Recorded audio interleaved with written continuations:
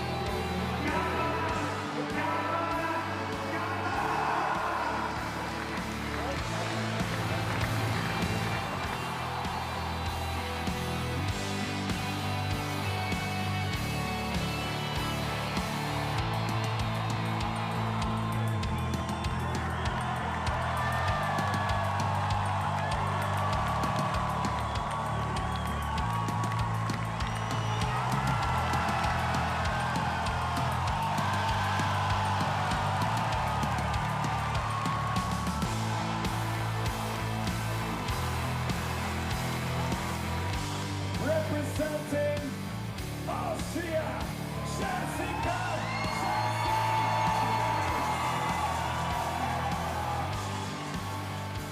Damals im Finale, heute unsere Expertin Hanna Schubert. Schönen guten Abend. Direkt da wenige Meter neben Jakob, der in Kürze da reinstarten wird. Wie war das damals? Für dich ist ja auch ein Traum wahr geworden. Du hast das Finale erreicht. Welche Bilder sind da heute noch abrufbar im Kopf? Ja, also das war auf jeden Fall eine unfassbare Erfahrung. Immer noch einer meiner größten Erfolge in meiner Karriere. Und jetzt auch, wenn ich die Bilder wieder sehe, also da kommen schon einige Emotionen einfach wieder rauf, weil es ganz was Besonderes ist, überhaupt in einem WM-Finale zu stehen. Und wenn das dann auch noch daheim in Innsbruck ist, mit Freunden und Familie dabei, ist das natürlich ganz was Besonderes. Jetzt sind ja einige, die damals in den WM-Entscheidungen mit dabei waren, auch heute wieder dabei in der Summer Series. Anne-Sophie Keller, Schweiz beispielsweise, Jessie Pilz, Österreich, Chrissy Schranz, Team Austria. Wen siehst du da 2 Jahre später, heute in Imst vorn? Die sind im Finale? Ja, also ich glaube, es ist keine Frage, dass die 3 Mädels sowie viele andere mit ihrer Performance nicht nachlassen haben in den 2 Jahren. Also ich glaube, man hat es gesehen jetzt in die letztes Jahr noch mit den Erfolgen. Also die sind immer noch sehr weit vorne dabei. Sehe die Chancen von alle 3 sehr gut. Also ich finde, man hat es in der Qualifikation gesehen, dass die 3 plus der Fischer, Julie sehr weit vorne dabei sind. Und also ich schätze die Chancen von der Jessie genauso gut ein wie damals bei der Heim-WM. Also ich denke schon, dass sie einfach, wie sie auch schon oft gezeigt hat, eine sehr talentierte und fitte Kletterin ist. Bei den Herren ist vor allem ein Mann mit dabei, Jakob Schubert. Und die Momente von damals wollen wir uns jetzt auch noch einmal ins Gedächtnis rufen.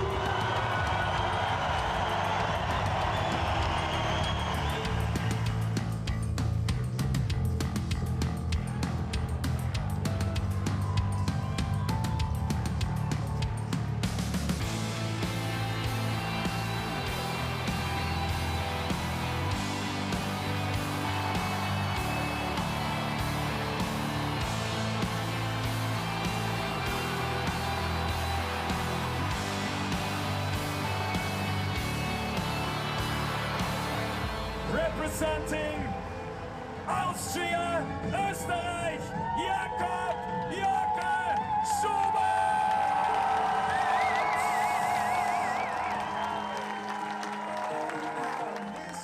Hat sich damals zum Doppel-Weltmeister gekrönt, Jakob Schubert. Was sagt die Schwester? Ist er jetzt 2 Jahre später? Corona-Lockdown war eine sehr schwierige Zeit. Ist er stärker geworden? Wie schaut es für heute Abend aus? Ja, also ich glaube, das ist nicht so leicht zu beantworten. Aber ich glaube, was man auch letztes Jahr schon gesehen hat bei der WM, wo er Zweiter im Bouldern geworden ist, dass er bei seiner Boulderform auch noch was getan hat und er da auf jeden Fall ziemlich noch ein seine Schwächen aufgeholt hat und das natürlich auch bei der neuen Form beim Vorstieg sehr hilfreich ist, wenn man im Bouldern auch noch fitter ist. Jockel Schubert war auch der Einzige, der in der Qualifikation beide Routen getoppt hat. Aber Hanna, bevor wir uns wirklich der Wand widmen, ein interessantes Experiment hast du mit dem Nationalteamtrainer Reini Scherer, glaube auch vor 2 Jahren, auf dich genommen. Und wir sind jetzt wieder bei unseren Great Lines, nämlich die chinesische Mauer in der Leutasch. Ein Kletterparadies. Warum? Wir wollen uns das ganz kurz dann auch anschauen. Ja, tatsächlich war ich dort das erste Mal, wo ich mit dem Reini das gefilmt hat. Er war ganz entsetzt, dass ich da das erste Mal dort war. Und ich im Nachhinein dann auch, weil es wirklich ein Kletterparadies ist. Es hat so viele Routen, einfach auch, also in einem mittelschweren Grad, also gerade für, glaube ich, uns Mädels ganz perfekt vom Kletterteam. Also viel einfach zwischen 7C und 8C. Und ja, ist extrem lässig. Ich glaube, man sieht es im Video auch, wie schön das auch landschaftlich einfach ist dort. Schauen wir uns an. Jeder, der einen Urinstinkt vom Klettern in sich hat, First ascents are a core part of what climbing is about. You go somewhere, see a rock face and think, hey, why is there no route here? It is such a great wall or such a cool route that you just have to climb it. After all, rocks are there to be climbed. irgendwo eine Linie zu entdecken und die dann als erster. I've always had an urge to discover new lines and become the first person to climb them.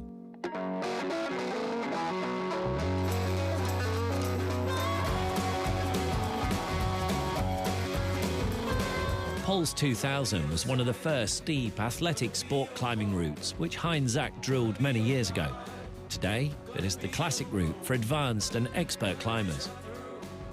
Ich habe als Kind, wo ich angefangen habe, klettern, sehr wenig davon mitgekriegt. When I started climbing as a child, I didn't really know much about all the hard work he and other people did to set up climbing areas like this. Today I find it really interesting and very, very impressive. So I already knew more or less where the holds were.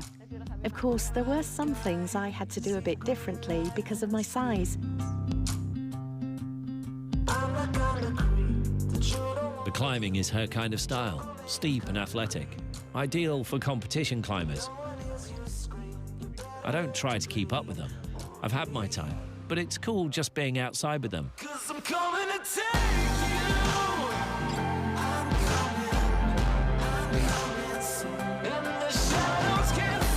If you take a look and see how many people are out there climbing on the rocks and in the climbing centres, and how good they are, then it makes me proud because I think I made my own contribution with the pioneering work we did back then.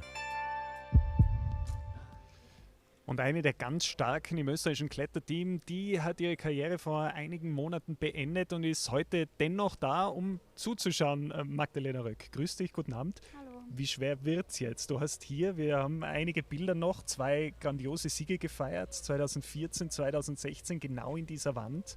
Jetzt musst du zuschauen, mit welchen Gefühlen? Ja, ist schon ein bisschen komisch, weil normal bin ich gewohnt, Wettkampf zu klettern, aber ist schön. Wenn du die Bilder siehst von damals, was hast du da noch abrufbar in deinem Gedächtnis? Ja, es war wahnsinnig schön, weil ja, ich habe so lange dafür trainiert und dann geht es halt auf. Und hier natürlich vor der heimischen Kulisse zu klettern, noch vor Corona war das möglich. Auch das sind, glaube ich, Momente, die man nicht vergisst. Ja, genau. So vor Freunden, Familie ist es nochmal viel schöner als wie irgendwo anders auf der Welt. Es war dann ein Ellbogenbruch 2019, der schlussendlich dir und deinem Körper gesagt hat, jetzt geht's nicht mehr. Haderst du mit der Entscheidung oder war das no way out? Na, es passt gut so, wie es jetzt ist, aber ich habe mal lange Zeit dafür gelassen. Und wir warten jetzt natürlich, dass es losgeht, und bis es losgeht, wollen wir jetzt noch einmal kurz gemeinsam zurückblicken, was bisher geschah, nämlich 2 Boulder- und 2 Speed-Entscheidungen bei dieser Summer Series.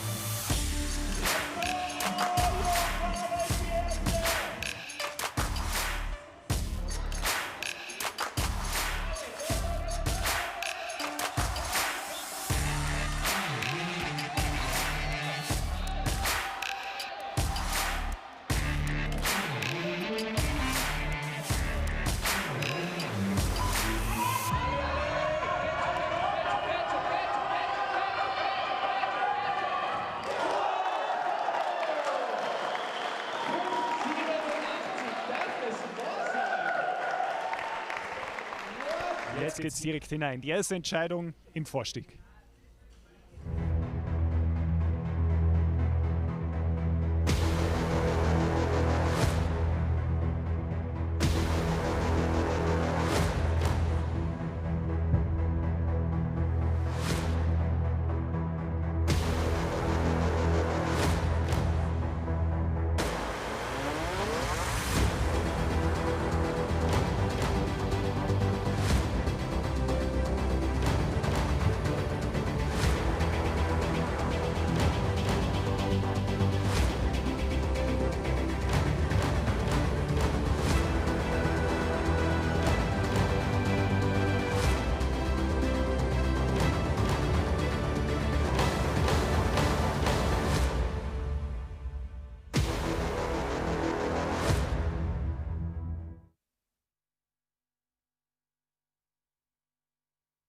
In the Austrian mountains, we are back for the third instalment of the Austrian Summer Series, and this time it is lead Charlie Bosco here, as I was for the boulder rounds, and I'm joined, I'm very pleased to say, by Irish climbing coach Danan Markey. And Danan, the camera is really doing our job for us, telling you what the weather's all about.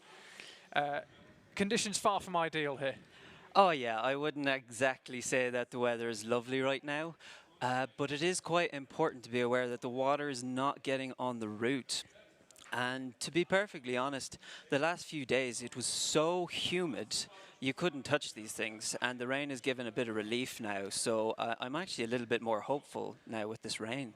Yeah, well, with one commentator from Lancashire and one from Ireland. We'd like to think we're both kind of experts on rain.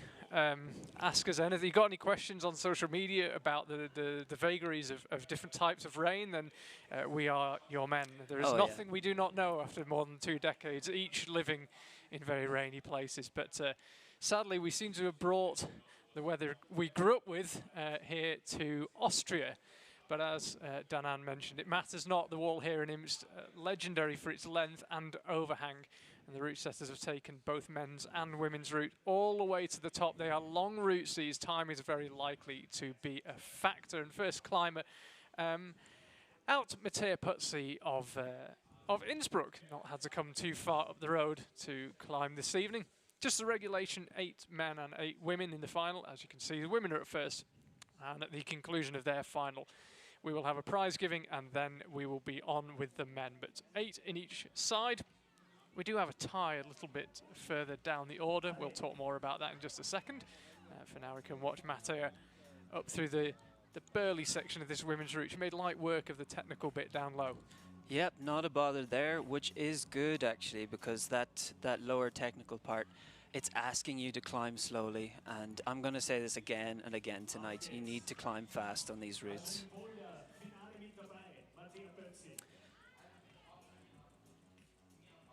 Coming into this thinner Gaston section, let's see if she takes the cut okay.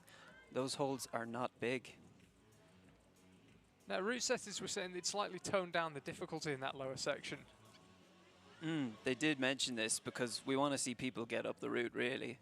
Yeah. I think with the original version of this route, 6 minutes would have been slightly optimistic. Remember, full World Cup rules apply here. It is 6 minutes per climber. The climbers have had joint observation, just as we see in a World Cup, so they get 6 minutes to observe the route en masse and compare details. Not that they've got to actually climb the route, of course, but they're welcome to communicate any details they want to each other.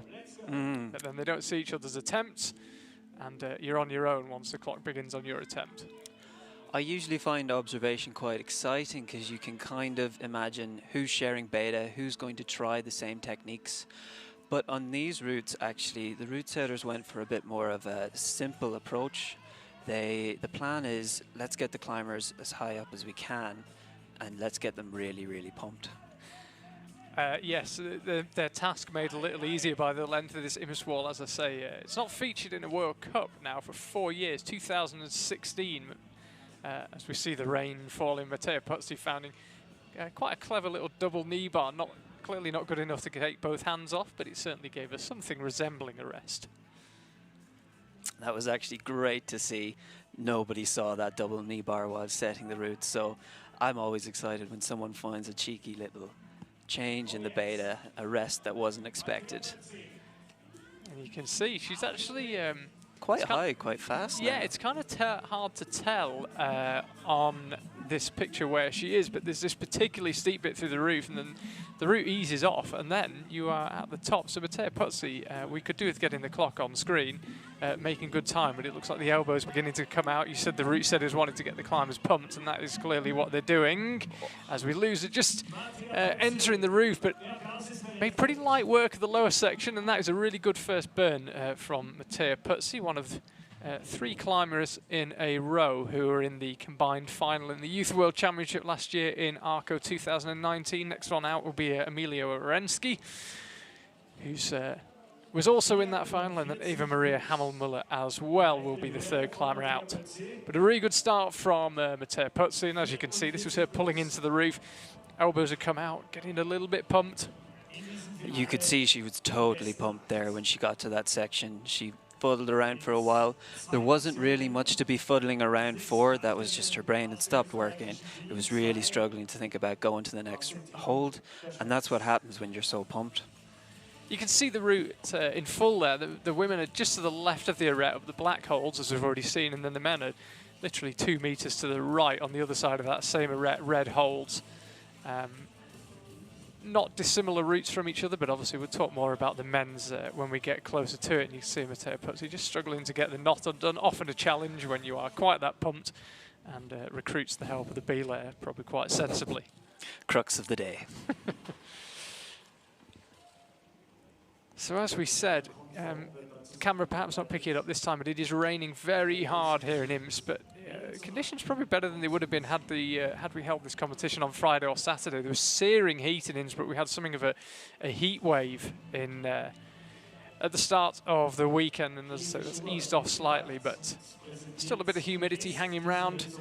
And you were saying a lot of these holes, the style of the holes, they change very quickly, almost from climber to climber, depending on the conditions. Yes, well, as with the modern style, like we like our bigger holes, and the bigger holes really depend on your friction. And some of these holes have a texture that you stick initially, and then you can explode off it if you reshuffle. And this is something to be very aware of. I've seen a lot of these holes on the men's route. We could see some climbers just exploding off unexpectedly. It did happen a couple of times while testing the routes yesterday. Other than that, hopefully on this woman's route, none of the holes are too friction dependent. As I said, we want them getting up the route. We want them getting pretty high, and we want them pumped. Amelia Warinsky from Sistrans, lovely little village high above Innsbruck, is underway next. She's allowed 40 seconds to observe the route before she gets underway. Didn't really seem very interested in that, wanted to get straight on with things. Still only gets 6 minutes even if you start quickly, but whatever the reason, she looks like she wants to get on with things. And this is the lower technical section that we mentioned. The route setters have toned it down slightly, added a couple of chips to some of the holes to improve things slightly, including a chip just by her right knee now, the one she's about to put her toe on. That was a late addition to the route, because I think there are a few concerns that this lower section might have burned up a little bit too much time if they made it too technical. And for the second climber running, we can see it no longer presenting too many difficulties, and she's now onto overhanging terrain. I'm really quite pleased to see how fast they're working through that first bit. Like when you're down there with the holes, this style of climbing does not invite you to climb it fast. You want to be slow and steady. It is kind of thin and you don't want to rush it, but it really shows how these athletes, and these are younger athletes, are getting there and they're going. They're not waiting. They know how fast they need to move. They have a plan. It's really showing quite a lot of professionalism at such an early age. Yeah, impressive stuff so far. Amelia Orensky, you might remember from a few weeks ago in the boulder series. Of course, we've already had 2 boulder competitions as part of this Austria Climbing Summer Series, and now we're on to the lead section. We've got another competition, the same as this one, right here again in Imst on Thursday night as well. And Amelia, good start to the season for her in the boulder. I'm looking forward to seeing what she can do in the lead. As I say, another climber who made the combined final in the Youth World Championships in Arco and just drops back down, doesn't look too convinced by that move. Suddenly seems to find her rhythm again. Perhaps a misread? She felt the hold, it wasn't as good as she wanted. She thought another hold might be better. It wasn't better, so she just went for it. But hopefully she's recovered. This is such a big thing in lead climbing. If you fumble or if you have to reverse, it really comes back to you later on. Mentioned earlier about that combined final in Arco in the Youth World Championships last year. She only just missed the podium, 4th place there. Wow, 16 years old. Yeah, it's. Oh, we talk about a heat wave. That was a hot week in Arco. Looks like she's getting tired, a little bit lower down than Mattea Puzzi did, though. She is kind of struggling on these holes. She's looking definitely a bit tired on this left side. Hopefully she can find a bit of power to keep going. Oh yes, look at the left hip. She's getting her weight all the way in there, which is really good technique.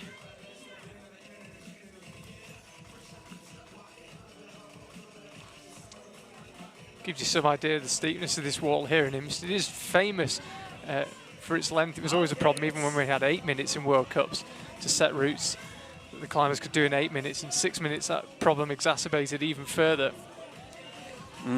It seems like the style is really changing. It's so much focused on the speed and the power now, which is pretty fun to watch. So she's already passed the high point of Mattea Puzzi, I have to say, a little lower down. Looked like she might be struggling a little bit, but she's regained a bit of strength and firmly back en route.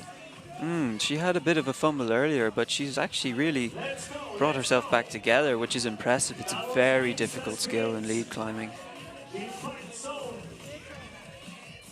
So bumping up now on the final section of really steep terrain. It doesn't ease off that much, but it eases off a tiny bit, and they say change is as good as a rest. Pops up with the left hand and just about sticks it. One more big move, and then you're over the lip. Ooh, begins to work the feet up, and then you're heading out left to that kind of kidney-shaped hold. She's really throwing now. You see the push, trying super hard. Went up with her right hand and lost it just as she entered the final panels on the wall. But again, extremely good burn. No ties between these early climbers. You can't get much closer to the action than that. Yeah, no ties in these first few climbers. There are some later on. We'll talk more about that later, but it won't come down to time. We've got count back. Should climbers tie at this early stage, but as it is, it'll be Emilia Oremski leading the way. Let's have another look. You can see here that she's already so tired. That left shoulder is really struggling to pull her body, and it just didn't have the energy to hold her there. There wasn't too much wrong with her technique. She was just super tired. I spot the famous climber game in the background. There was Kilian Fischhuber, Katja Sauerwein was there. Coach of the Austrian team now. An interesting thought is what sort of training these teams have been doing during the lockdown. And the Austrian team opted for YouTube training, which I've heard some pretty funny stories about. They tried some CrossFit, and I've been told stories about Kilian Fischhuber on the YouTube saying we need more rest, struggling with the CrossFit exercises. Okay. Eva Maria Hammelmuller out now, third climber out this evening. Had a really, really strong run in the two boulder competitions a month or so ago.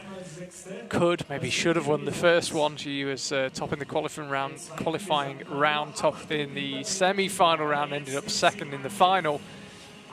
But one of several climbers that emerged in that competition that looked like the real deal. And I'm really looking forward to seeing what she can pull out on the lead wall. As I mentioned earlier, third climber in succession who was in that combined final in Arco in the Youth World Championship last year. Third climber out, third of 8, Michelle Hulliger, Christine Schranz, Julia Fieser, and Sophie Koller and Jessie Pilz. The climbers still to go. Eva is an athlete among most actually in the Austrian team that really used their time during the lockdown. If you can see she did so much training, and then as soon as they could, they were getting outside and getting on lead routes, because it's pretty hard to train 60 moves when you're alone in your basement. So those athletes that got out early and climbed in the local crags, you can see that that has made a difference now in the competition. Yeah, it's been quite a recurring theme with the Austrians that they got out onto rock as the lockdowns eased slightly, and you could stay within. I actually don't remember how far it was of your home. Wherever you live in Austria, that probably means there's some good climbing nearby. And Eva Maria Hammelmuller, one of the climbers that took full advantage of that. Taller than the two climbers have been out so far. Be interested to see how differently the route climbs for her than it did for some of the others. I imagine she won't get that double knee bar. Beautiful cut loose there, showing off her strength. But here's where the other athletes fumbled as well, knowing which holds best, which should I take. It's not that good, but I guess use it anyway. You were here yesterday watching the routes getting tested. This section, is this section confusing? Because I have to say, from the ground, it looks like going into this undercling that she's about to enter now. It's really hard to read from stage level. From what I gathered, it was okay. You get a big heel, and then the rest of the holds are kind of obvious. But it's very possible that they don't use their heels or their technique here. And if they don't, they're gonna lose all their strength, and it's not gonna get them any further. Aha, and the clock is here, then you can see it ticking down. 6 minutes, of course, was what it would have read right at the start, down to 3:45. But as I say, time not a factor unless you run out of it, of course, until the 3 climbers who will be coming out the final 3 at the end of this final. Of course, we had qualifiers for this event earlier on today. We didn't have a semi-final, so slightly different from a World Cup. Just the 3 routes for the climbers to tackle rather than 2 in qualifying, a 3rd in the semi and then a 4th in the final. And Eva Maria Hammelmuller got plenty of time in hand, actually taking a slightly longer rest, I think, than some of the climbers before launching into this tricky section where it would appear the pump really kicks in. This is where the last push starts. This is where you get through this roof and suddenly you have no more rests. You just gotta go and maybe pray or be strong. Yeah, depending on your beliefs, either just pray or... That's usually what I do on the rope. But I'll take any help I can get, divine or otherwise. And you can see, spare a thought for the old DJ pumping the tunes out there. There's not got much of an audience. Everyone hunkered under the overhangs here in Imston. We're not allowed a crowd anyway, for obvious reasons. She's looking very confident on this roof, though. Quite happy, almost resting. It's very possible that we'll see her make a really good push for the finish now. Yeah, you can see the top beckoning there. We've talked a lot about how long this wall is in Imston. I think we both thought time would be a little more of an issue than it's looking to be so far. Eva Maria Hammelmuller arriving at the very final steep section of climbing with a 1/3 of her time left. And she's found a pretty good rest here, or at least I hope she's resting. But this rest was not utilized during setting. They clearly were not aware of how well Eva could pull her hips round and get that heel hook and just take all the weight off of her hands. Yeah, it's not a great hole she's resting on, but as you say, clearly getting a lot out of the heels. Heels are the best. Now she'll get stuck in. Just over 1.5 minutes to go. Nice little hand swap to set her up for the move over the roof. And when the pump came, it seemed to come quickly. She took a long pause under the roof. As I say, they're not great holds she was resting on. Not sure how much she would have got back. Yeah, it appears that that rest was not as good as we thought then. Yes, she rested for quite a while, but as soon as she tried the next moves, you could see those shoulders just shoot up by her ears. She was really trying hard, and that's never a good sign. Once your shoulders are up that high, you can't pull with those big lat muscles, and you're not going to hold on or you're going to really struggle.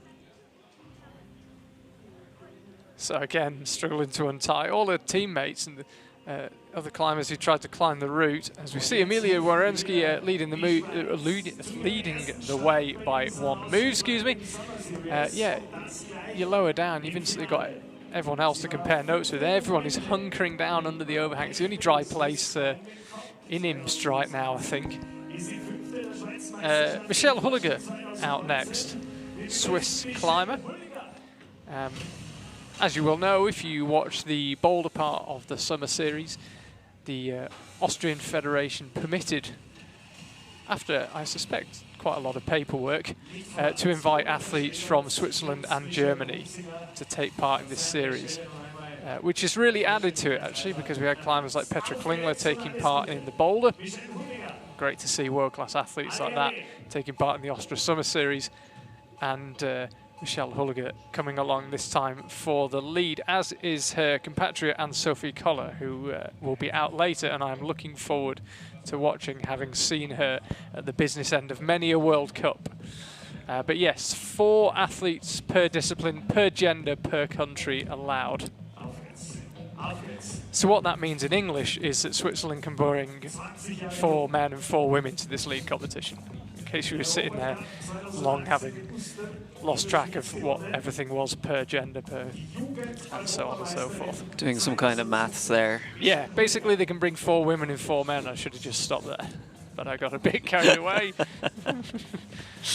Anyway, there's climbing happening, yeah, and it's not going too badly. Possibly a little bit slower than the previous climbers, but no one's really struggled too much with time yet. No, that is the big surprise. As I say, I think the toning down of that lower section, which could have burned time kind of unnecessarily, probably wouldn't have been adding that much to the route, just slowing the climbers down for no reason lower down. That was really altered to make things a bit easier, and it's definitely worked. Climbers pretty much strolling up that lower section. The route only really beginning to kick in around here. See if she finds her feet here and what she's going to do for the next section, which seems like the first little crux. Those thinner holds just right of her. Will she do the same as the other athletes and decide that she doesn't really like that crimp but will use it anyway, or is she going to be strong and confident and go straight through? Oh my god, she's taking a rest on it.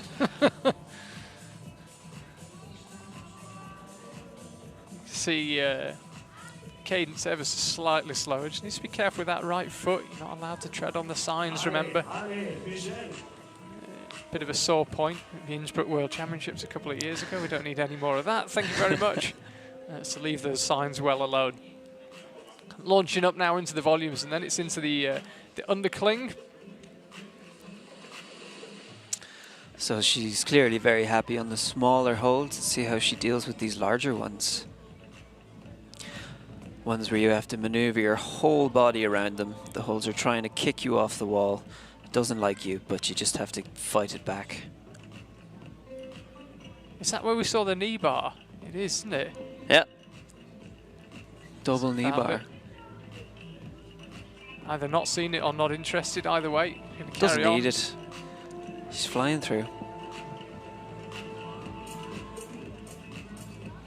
Oh, that is a powerful Gaston to clip from, though. That not exactly energy saving, I'd say. As she can recover after this, it's going to be a bit difficult. It seemed like in the World Cups over the past couple of years, clipping has been causing lots of problems. We've seen lots of people falling while they're fumbling a clip or missing a clip and having to go back down to it. Remember, in competitions, you can't just be brave. You can't be... what's the saying? If in doubt, run it out. You can't just keep going. You have to clip every quick draw in sequence. So often the clip can be as much a move as going between the holds themselves. It really getting yourself in an efficient and comfortable, all things being relative, position to clip can be one of the cruxes of the route. Most certainly, and for many of the climbers I know, it's the most psychologically difficult part of the climb. If you fumble a clip, it's so hard to gather yourself and be motivated and strong for the rest of the climb. So you can see her here arriving, first climber, I think he might be ever so slightly pushed for time, but probably not if she doesn't take much of a rest. 2 minutes to go.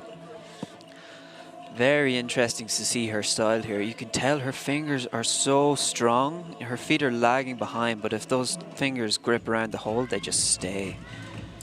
But this is looking a bit more difficult for her now. I wonder if she can figure out this little section. Really interested to see the difference between the climbers. We saw Eva Maria Hammelmuller resting here. Michelle Hulliger now at the point where Eva Maria Hammelmuller was resting.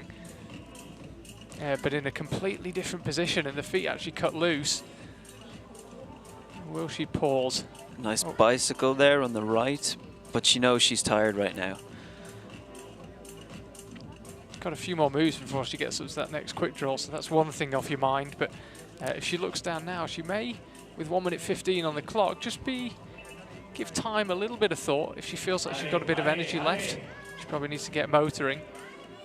Again, a powerful way of doing that move. Oh, goodness. Leaving herself into a really awkward position. Needs to get that left foot engaged somehow, because right now all the force going through the left arm. I think she might just lunge for this hold and not quite stick it. Looked like she got in trouble quite quickly there.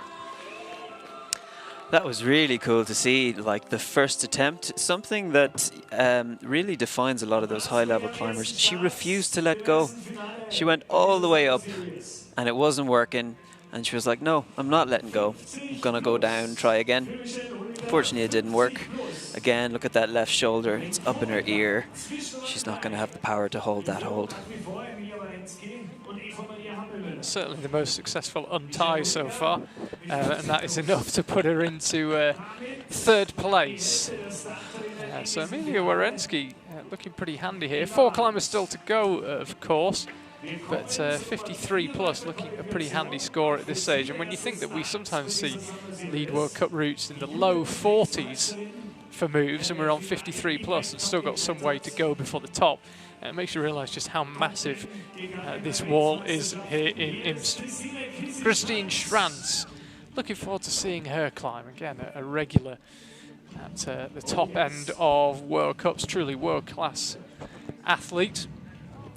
And we're into the top half of the final, if you like. As per World Cup rules, the climbers coming in reverse order. So the climber who qualified 8th, which was Matea Putzi, comes out first. And the highest ranked climber, which was Jessie Pilz and Sophie Koller and Julia Fisser, who were tied in first place, come out at the end of the final. So reverse order to how you qualified. And remember, we didn't have a semi-final here like we normally do in a lead World Cup. It was just 2 qualifying routes and then on to the final. Total of 24 women took part today and 22 men. Gives you some idea, actually, as we'll just keep an eye on Christine Schranz, but it gives you an idea of the standard of the competition here. Sandra Lettner, the Youth Olympic champion, not making it through to this evening's final. Katja Posch, Selena Schäuble, Franziska Sterrer, Laura Stuckler, some of the other climbers that didn't make it beyond qualifying. So it was a high standard here for the first lead event of the Summer Series. Christine taking a little longer through this lower section. We mentioned that it might burn up a bit of time. It hadn't done so far, but Christine using the best part of a minute, in fact it will be a minute by the time she exits it, to get off the vertical panel at the bottom of the wall. And it is pretty much plumb vertical, maybe a degree or two overhanging. But yeah, a minute used up to get off the vertical bit is a little bit slower than some of the other climbers we've seen. But hey, it hasn't done Jane Kim any harm with 30 World Cup wins, so I pass no judgment. It's just a little slower. Usually I was going to comment on the slowness, but then you brought Jane Kim up, so I'll stay quiet. Yeah, just stay in your box. Yeah, yeah.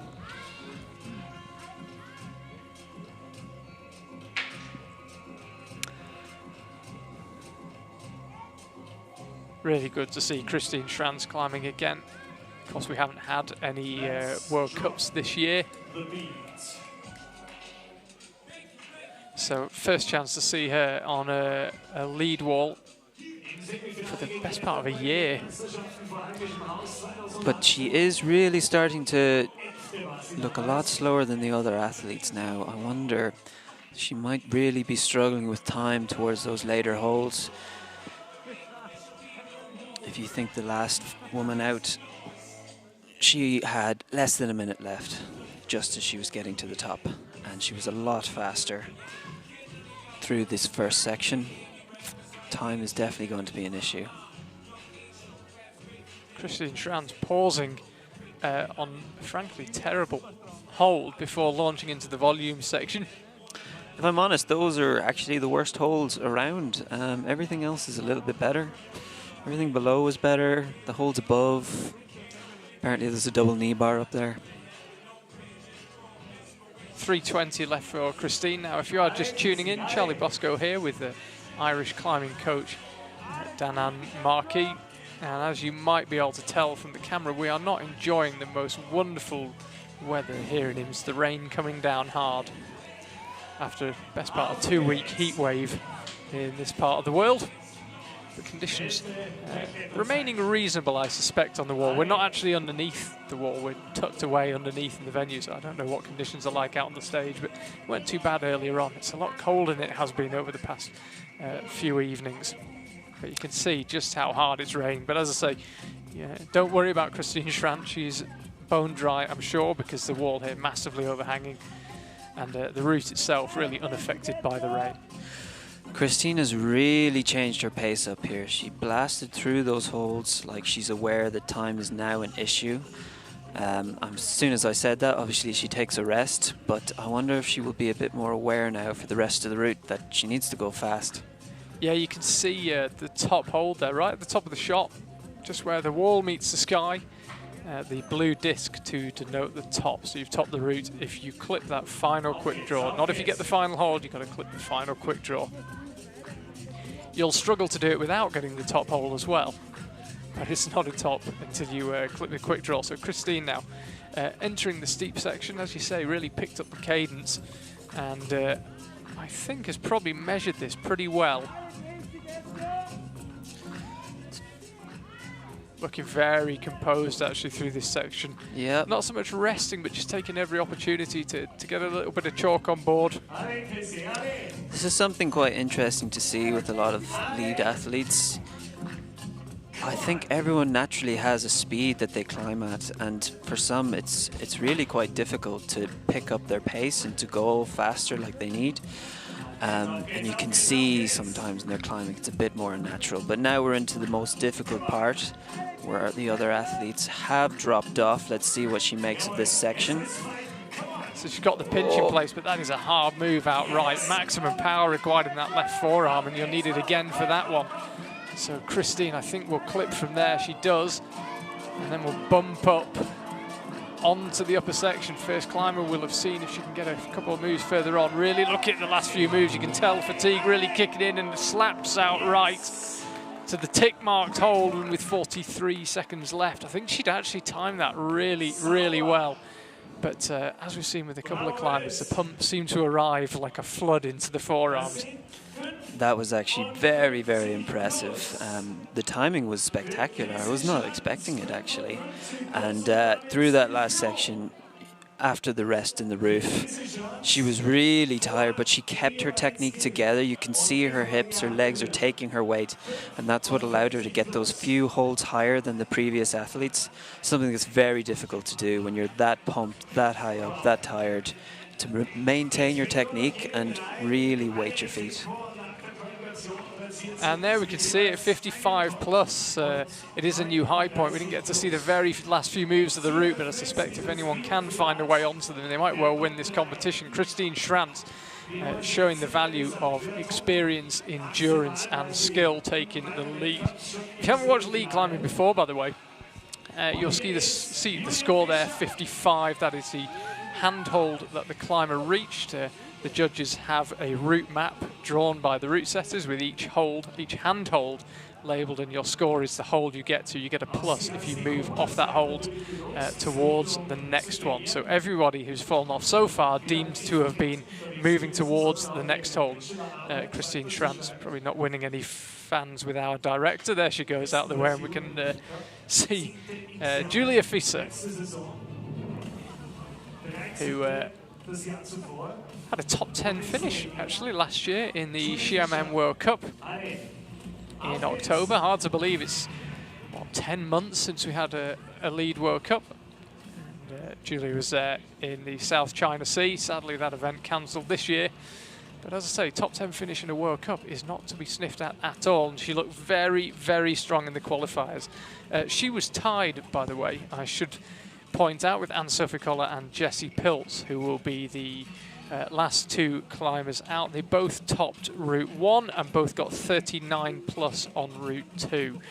So if they are tied in the final, it will actually come down to time if it's for a podium place. So they're allowed to tie in 4th, 5th, 6th or 7th, but if it's for a podium place, it will come down to time if it's between those three. Which is going to make things very exciting, actually. I'm not sure if these athletes know that they really need to climb fast right now. It's a tough one, isn't it? Because you have to climb at your speed, as you've mentioned, but you could cost yourself a medal, maybe a gold one, if you don't go quick enough. So we will need to keep an eye on not only the high point, but the time. Julia made very light work of the first section. It looked very easy for her, and she got through it very quick, which really sets you up for the rest of the climb. Pinching quite tight on those volumes though. I guess she does have the biceps to do it though.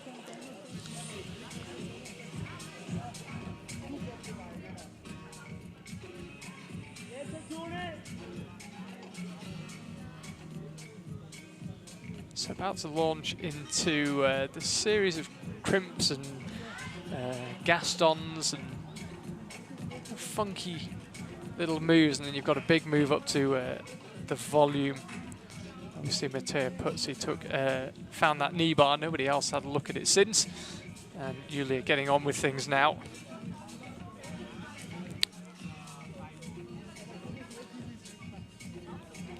Looks like she's taking it very easy through these crimps. She had her little push at the start, kind of slow, gather herself again, and then let's see if she goes back to pace for these larger holds. Another climber who's been outdoors a lot recently around the crags of the Tyrol and the Vorarlberg and the areas surrounding Innsbruck and Imst. I was actually out with her and watched her climb 8B in 3 goals. So she's pretty good. Got a future in this sport. She just sticks with it, bit of dedication, you never know. Yeah, climbing really well. Competitions and outdoors right now. Julia. Looking really comfortable here. As soon as she gets a heel on, she's like, oh, what's going on downstairs? She'll have some strong competition here. Anne-Sophie Collett and 2018 lead world champion Jessie Pilt still to come in this women's final, but if she can, of course, set a high point, that will guarantee her a place on the podium with only 2 climbers still to go. We'll need to keep an eye on the time though, 2:30.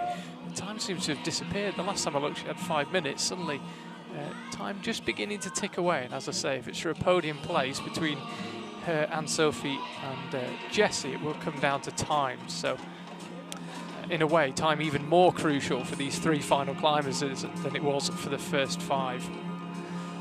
I'm really excited to see how these top qualifying athletes are going to deal with the top section of the route. That is when you really have to fight, and it's very possible that they all finish it, but I can definitely see them struggling and possibly getting thrown off. Looking very composed at this stage, Julia. No problems at all, it would seem. Powering between the small crimps through the roof. She seems very aware of how much more climbing she's got to do and how fast she has to climb. It looks like she had that first burst at the start and now kind of knows that she has a bit of time. She can really be precise and careful and do her best not to make any mistakes.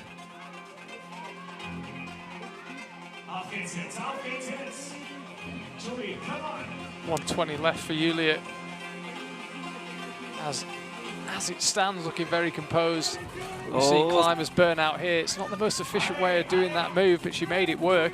She's got the arms for it. Let's see if she can keep going.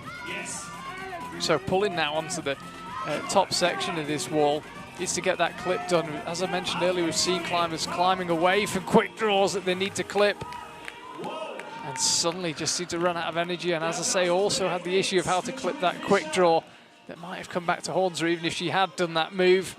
So it will not be enough for a high point for Julia. Gave that route absolutely everything.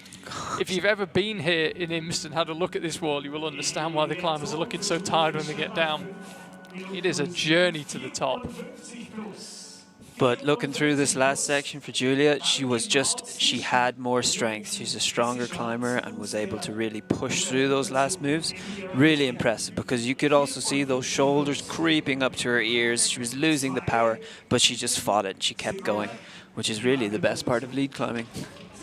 You can see there moves her into 2nd place. So Christine Schranz guaranteed a place now on the podium. Julia Fieser will have to wait. She'll be top 4 at least. And after such a strong showing in the qualifier, I suspect we'd like to get her hands on a medal. Anne-Sophie Collett now, World Cup finalist and serious contender at the highest level. A bit like with Petra Klingler a couple of weeks ago in the boulder. It is great to see her make the journey over from Switzerland to take part in this Austria Climbing Summer Series. She is the 2nd to last climber out, and as you can see, the rain coming down hard here in Imst. There's no getting around the fact that it's an absolutely miserable evening in this part of the Austrian Alps. But fortunately, some world-class climbers on the wall to keep us entertained, because the sunset definitely didn't this evening. The mountains obscured and the rain coming down hard. It's cold, it's damp. It's great to have some climbing back on TV after what's felt like a very long time away. I've heard a lot of good things about Anne-Sophie, so I'm very excited to see her performance here. You see that she started off, she knew she needed to climb fast, but these holds ask you to slow down, take a break, and she's just done that. We've seen through the other athletes that actually time is not as much of an issue as we thought before. So this is okay what she's doing. She's taking her time, doing the balance, climbing nicely, and hopefully she'll still have the energy to get pretty close to the top.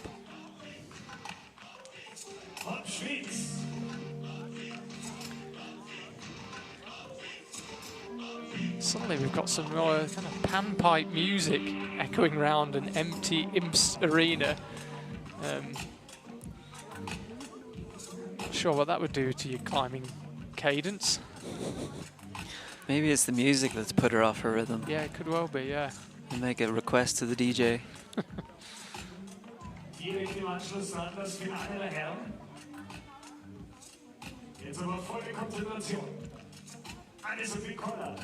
Looking somewhat unsure during this section.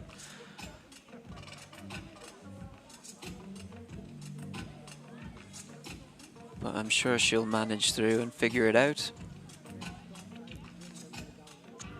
Yeah, not quite committing to a couple of the moves, as you say, looking ever so slightly unsure. Remember, the climbers have never tried this route before. They get 6 minutes of observation, but they've never actually touched the hold. So there is an element of figuring it out as you go, no matter how well you observe. And actually, from the stage here in Imps, it is quite hard to observe. You can't get that far away from the route. So as it really begins to overhang, you get foreshortening. It's actually quite hard to figure it out from the ground. So it'd be interesting to talk to some of the climbers later and see just how much they got out of observation. It's certainly not often they'll have to remember the best part of 60 moves. If I had to say, she looked almost like she was a bit nervous during that section. Now, I'm not sure if that actually was the case, but really slowed down. Her feet weren't flowing as naturally as they should. I hope she can really gather herself now. Maybe she'll be a bit more at her home turf in these larger holes.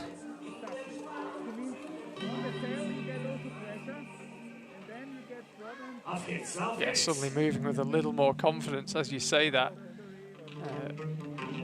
A little more sureness in the movements as she finds that heel hook. That's the big thing. Once you're nervous, you might feel strong, but your core strength goes out the window.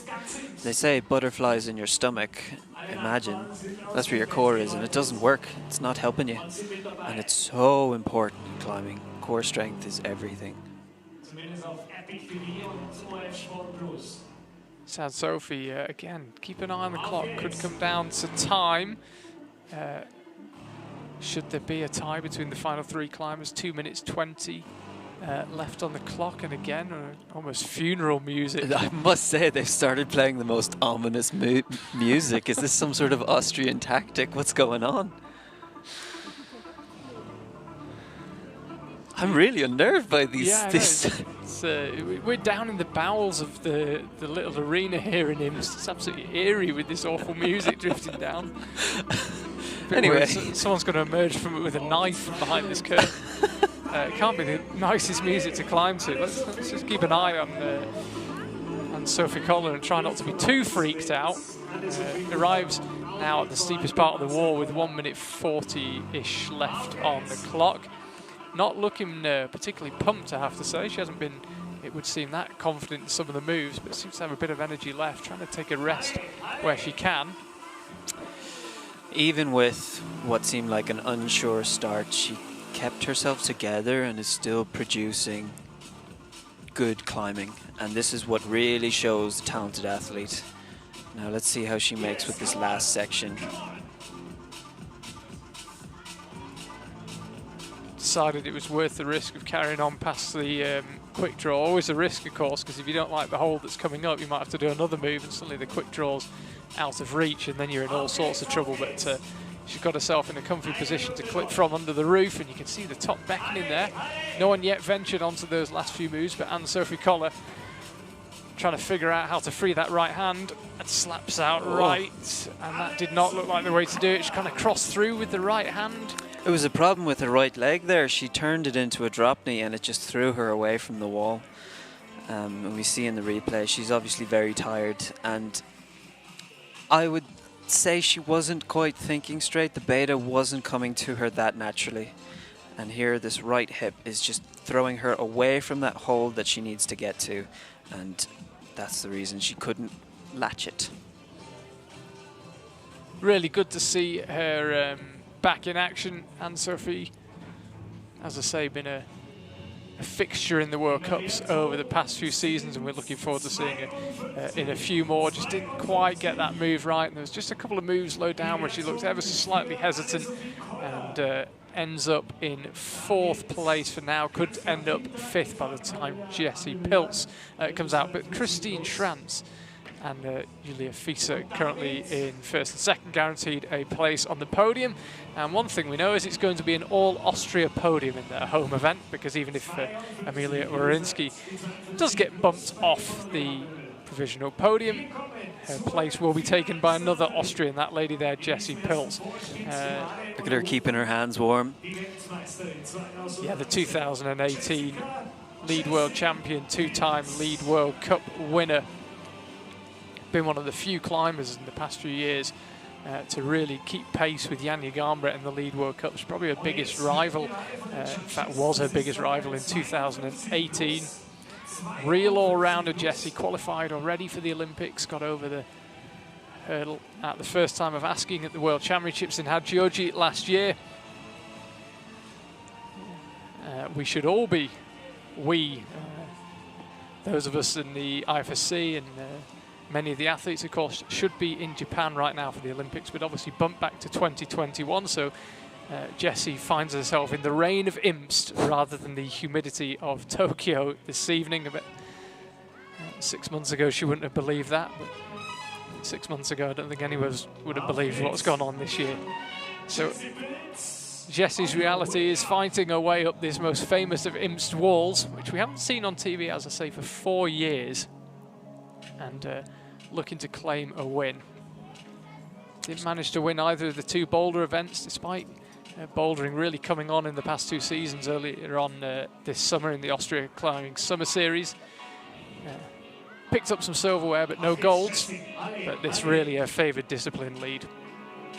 And be fascinated to see what she can do. The win, is there for the taking as well. Nobody yet topped the route, nobody yet been within a few moves of the top. Watching her climb through this first section, she's already looking so much more stronger, confident and determined through these moves, which actually makes all the difference in a lead climb. I swear lead climbing is so psychological. You might not think it, but your motivation to keep going makes such a big difference. Yeah, and we'll be seeing some climbers later on who are a good example of that in the men's field. Bit of fight's worth a good half dozen moves per route, I reckon. Jessie Pilz certainly not short of fight, very determined climber, and as I say, vastly successful as well. I love that right foot that came out. None of the route setters had the flexibility to reach that, but this is showing that there's more to this athlete than what many use in their climbing. Jessie looking pretty unfazed so far. A little more effort going in than you might have realised when we saw that close-up of her face, just gritting her teeth a little bit. And as you can see in the foreground, the rain coming down hard here, absolutely unrelenting in Imst. Got a good rest now. The heels so useful in climbing. It's the best thing ever. Oh, and has she found the knee bar as well? Smart climber. Yeah, it doesn't seem to really want to commit to it. She's not put her right leg in as well. More of a pause than a rest. And we'll carry on up now. 3 minutes to go for Jessie. Remember when she won that Innsbruck World Championship in 2018, did actually come down to time on the final route with her and Janja Garnbret, and it was Jessie who took it, having climbed a bit quicker. So something of an expert when it comes to timing her runs. 2:40 left now. Opting actually just to drop down a little bit to try and rest. And carries on straight through towards the roof. So Jessie, the last climber out, needs to be quick and needs to go high as well if she wants to take the win. Doing such a good job through this last section. She's really using her hips to take the weight off her hands. Look how far out her left knee is. I wish the people I coach could do this so well. I think there's a few people that wish could climb as well as Jessie Pilz, actually. Yeah. Two sitting here. Jessie, as you can see on the super steep section, things do ease off slightly above this, but it gets slightly more technical. But there are reasonable holes through this roof. We've seen the climbers kind of pausing on this section. Gets the clip done a bit lower down and carries on up. And you can see that big black volume above. The one just above where she's got her right hand. It's the moves around there that have been causing climbers problems. You've got to read it right and you've got to execute it right as well.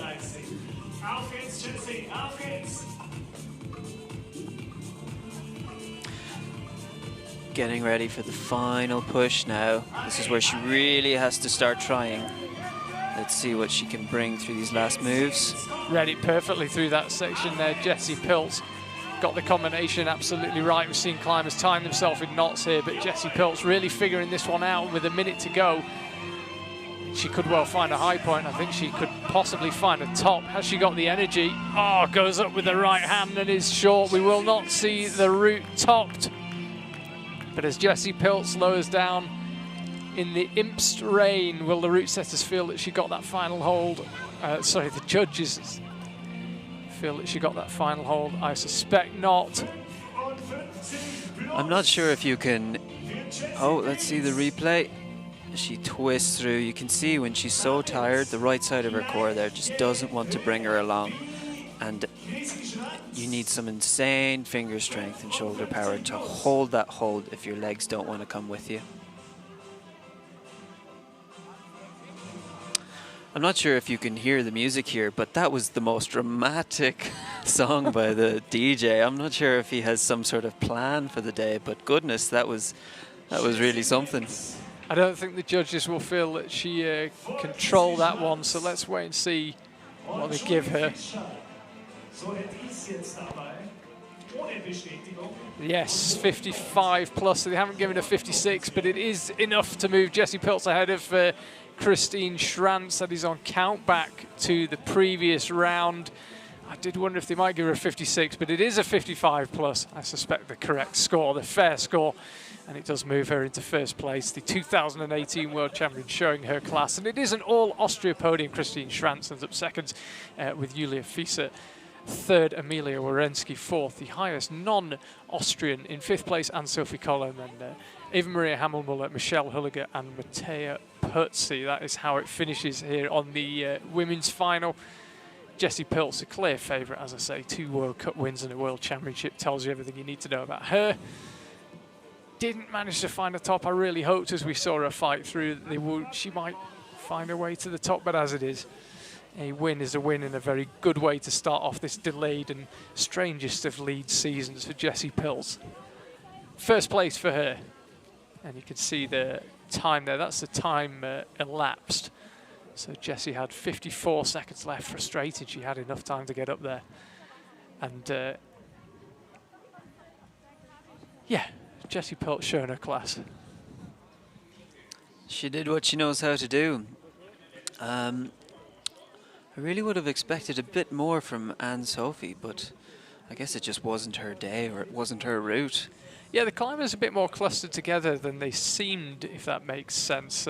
Actually only 5 moves between first and 7th. But there was quite a difference in how they climbed the route. Styles used, particularly that last long black volume, and how people, a couple of climbers got themselves tied up in knots just exiting onto the head wall. Jessie Pilz seemed to read it perfectly, but just ran out of gas on that top section. Brutally hard move outright, but as you can see, 55 plus, enough for her to win it. On count back to the semi-final. Christine Schranz, by the way, very close to matching Jessie in the qualifying round. May now feel doubly frustrated. Qualifikation heute ist sie am Ende wieder vorne und aufgrund der Zeit kann der Sauerwein. Wieso ist das so eine knappe Angelegenheit? Was war das für ein spannendes Finale? Ja, es war natürlich extrem spannend. Das ist ja gleich am Anfang die Emilia U18-Athletin, noch unglaublich super geklettert und recht weit schon aufgeklettert. Ich glaube, die Routensätze haben schon mal kurz schwitzen angefangen, dass die Tour vielleicht zu leicht ist. Ist aber super aufgegangen. Ja, mega spannend jetzt bis zum Schluss, bis zur Jessie. Und ja, es war eine hauchdünne Entscheidung. Manchmal ist es so und diesmal ist es zugunsten von der Jessie ausgegangen, die wirklich ihre Routine auch wieder ausspielen hat können diesmal. Merkt man das, wenn es auf die Zeit ankommt? Sie wissen das selbst als Athletin, spielt das mit im Klettern dann, im Prozess? Ja, es wissen natürlich alle Athleten, dass da in Imster extrem hohe Wand ist. Es sind lange Routen. Man hat gesehen, was für Wertungen am Schluss rauskommen sind. Und da weiß man schon, dass man bei 6 Minuten wirklich Gas geben muss, dass es auch ausgeht dann. Dann sage ich mal danke für die erste Analyse. Katja Sauerwein. Gerne. Apologies there, we suddenly cut to an interview with Katja Sauerwein, of course World Cup competitor, World Cup winner, to give her full title, turned Team Austria coach. For the German speakers out there, a little treat to hear from Katja.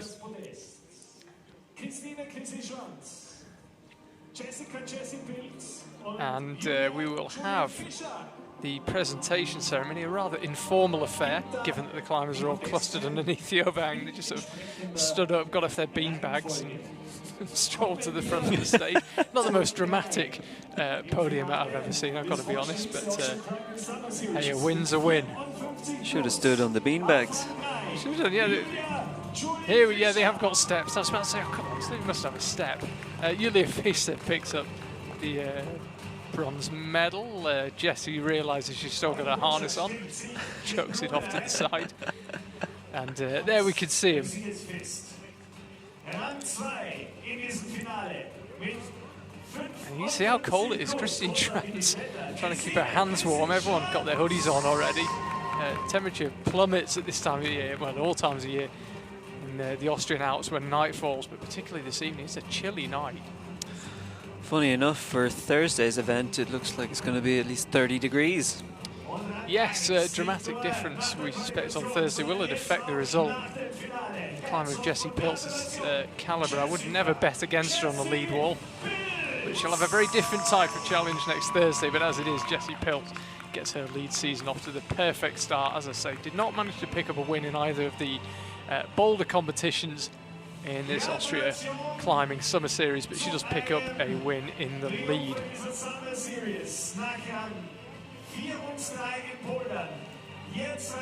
So Julia Fischer in third, Christine Schranz picks up the silver medal and looks rather pleased with it, as she should, and Jessie Pilz in first place, top step of the podium, a place she knows well. And that is a good start for her. We should be 3 World Cups in to the season, but for obvious reasons this is the first time we've seen her on a lead wall in 2020, and it is clear that she is still the force to be reckoned with, that she always was. And as I say, in a particularly undramatic twist, the climbers then just go and sit down back to the beanbags. Yeah. There's actually quite a big seating arena here. When there's been world events before, there's often been quite a big crowd. But anyway, more from us in a second. Let's hear from Jessie Pilz. For the German speakers out there, enjoy hearing from the winner. She'll be interviewed in just a second in her native tongue.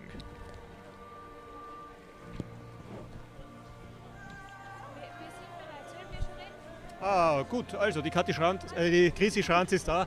Entschuldigung, gratuliere zu diesem zweiten Platz. Ein toller Wettkampf. Noch dazu sind, denke ich, viele Emotionen dabei. Sie sind schon so lange hier im Kletterzirkus. Irgendwann einmal hört vielleicht alles einmal auf. Wie wichtig ist es da vielleicht auch noch so vorne mitklettern zu können?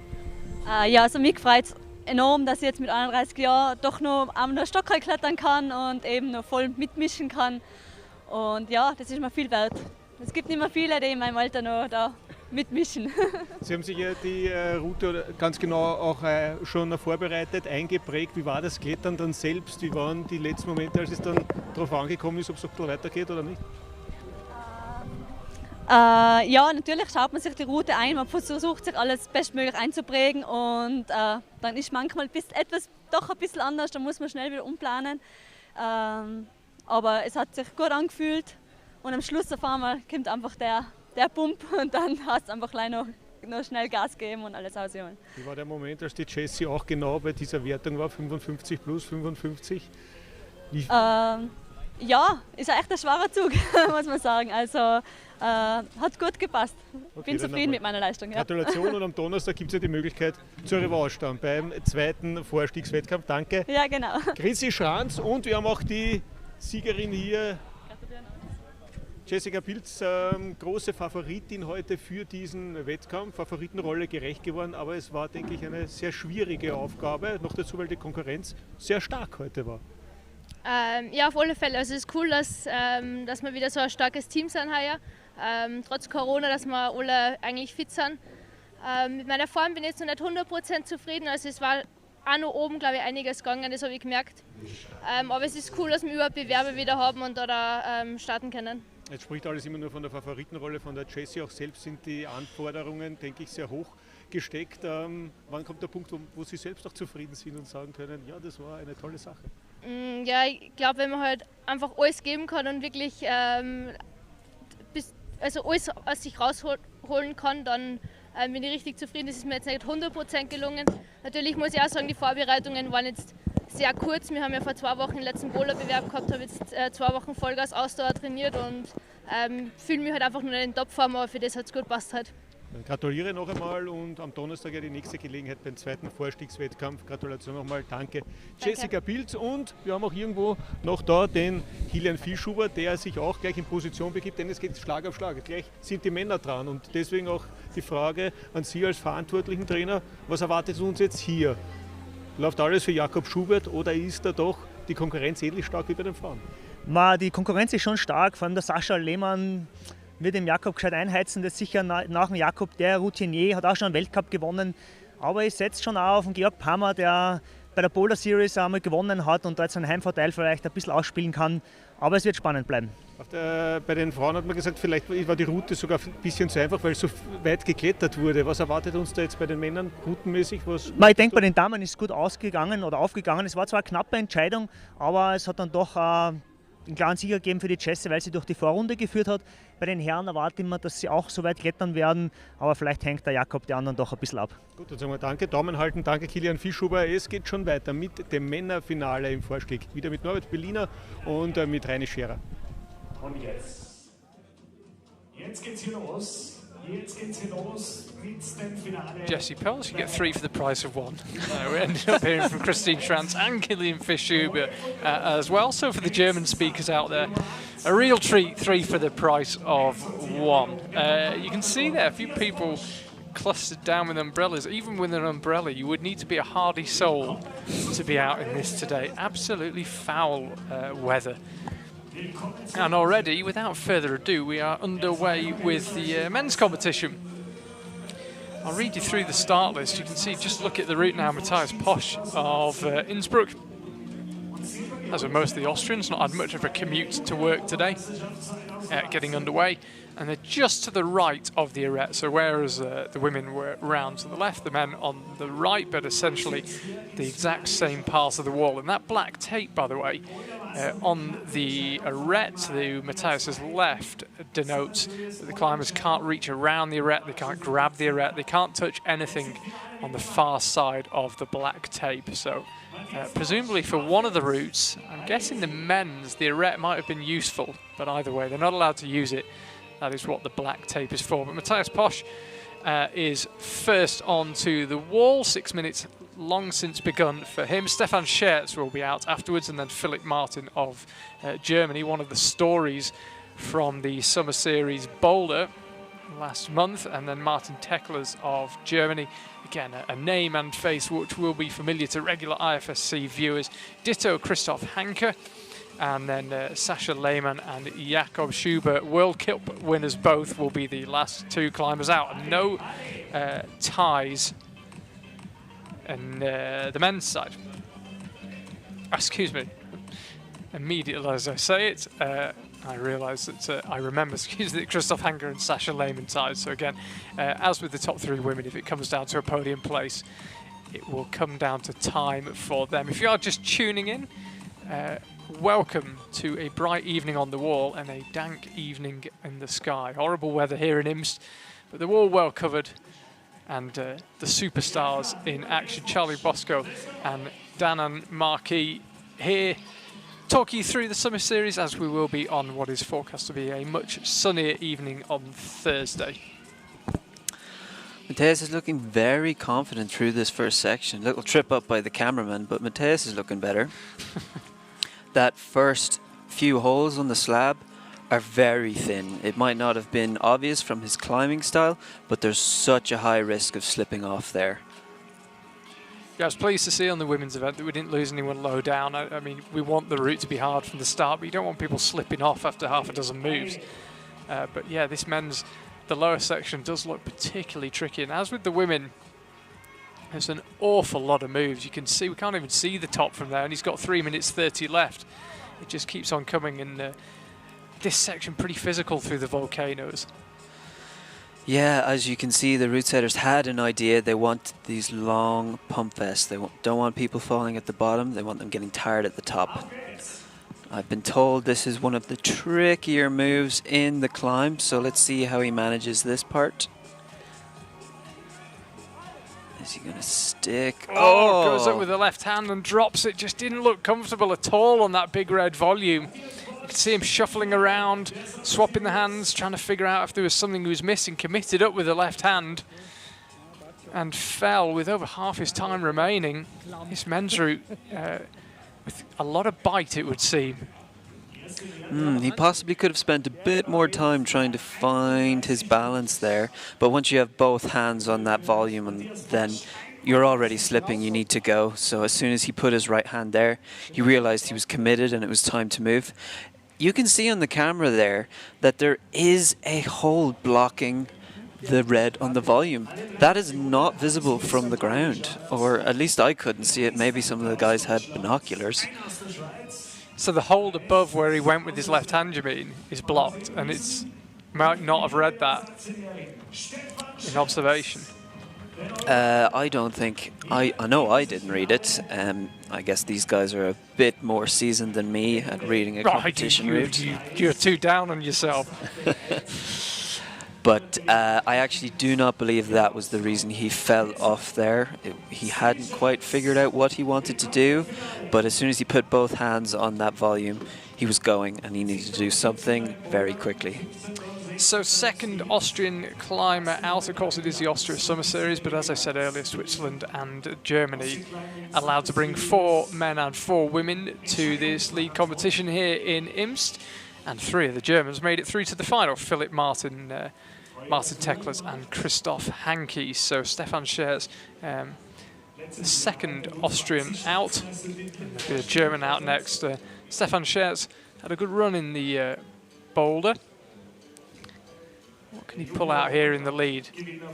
Let's have another look at this technical lower section on the men's route. It's thin. You see this hold here? This is not something that stabilizes you. You have to lay back on it and keep your balance. And it's so possible to slip off. If you see his left toe, he's not on the grip on that hold. He's on the slippy plastic. And that's not where you want to be. It's really quite scary. So it's quite impressive to climb through this with such pace and such poise and not mess it up. Yeah, a lot of dual texture holds in use on this men's route. Stefan Scherz has negotiated the lower section without too much trouble. I like to see that last move there, going up to the pocket. He solved it with strength. He realized he wasn't quite moving the right way, but he's just going to keep pulling until he gets there. And it worked well.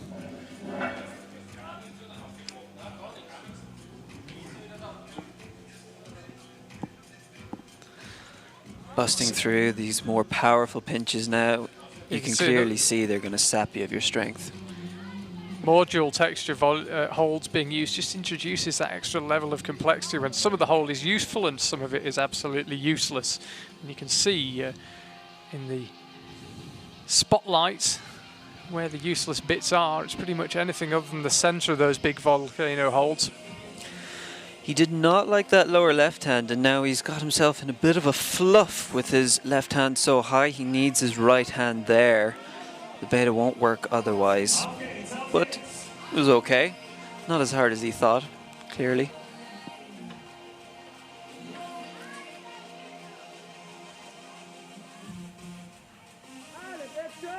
Very powerful in that right bicep. How much will that move down have cost him? Didn't look particularly hard, but down climbing, not only a waste of energy, but surprisingly tiring, can be so much harder than doing the move up. So it's burned a little bit of unnecessary energy, but he seems to be back on track, definitely getting a little bit pumped, I suspect. And here is the big volume where we lost Matthias Posch. Matthias Posch was just going up to that next hold, next to the big yellow and black sign. Will he try and match? He does well to hold it with the left foot, but again, it's that same move. It looked like there he was much better set up, but he slapped his fingers over the hole blocking it. I felt if it was just a jug, he would have been fine, but it seemed like he missed it.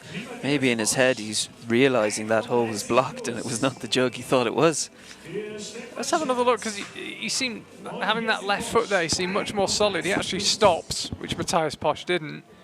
I don't think he's seen the blocker at all. I think you've called that absolutely right. I mean, I don't think he knows it's there. He goes right for the middle of the hold. Let's have another look. Yeah, blocked. Unfortunate. Yeah, but that is a nasty surprise as you come around the corner. And as I say, I think you're absolutely right. He didn't try and go for the left-hand end of it, which would suggest he didn't realise there was a blocker hold there. You know what's very interesting? The route setters put the tick marks on, and they've put a tick mark right where the hold is blocked, which is really quite nasty. So Stefan Scherz taking the lead at this very early stage. Same score as Matthias Posch. That is on count back to the qualifying round. So Philip Martin, now already a World Cup semi-finalist in this discipline. Picked up a 23rd in Chamonix last year in the second World Cup of 2019. And he is about to get underway. I've had the pleasure of working with Philip Martin this last while. Such a talented climber. He can really transfer boulder strength onto a lead route. He looks just as strong on the first move of a boulder as the 50th move on a route. It's really quite amazing. Well, if he could look strong on the 32nd move on this route, it would be really good. We want to see this upper section in use. And as you say, the tick mark basically in the wrong place. And again, choosing to use the very low friction section of that left foothold, particularly tenuous position. That's what it's like working with those pockets. Sometimes it's even more high risk putting your toe in the pocket, and you got to just go with the plastic and trust that the friction will be there for you. You can see there his hips were in a slightly better position and was able to move up to that next hold a lot easier than Stefan Scherz.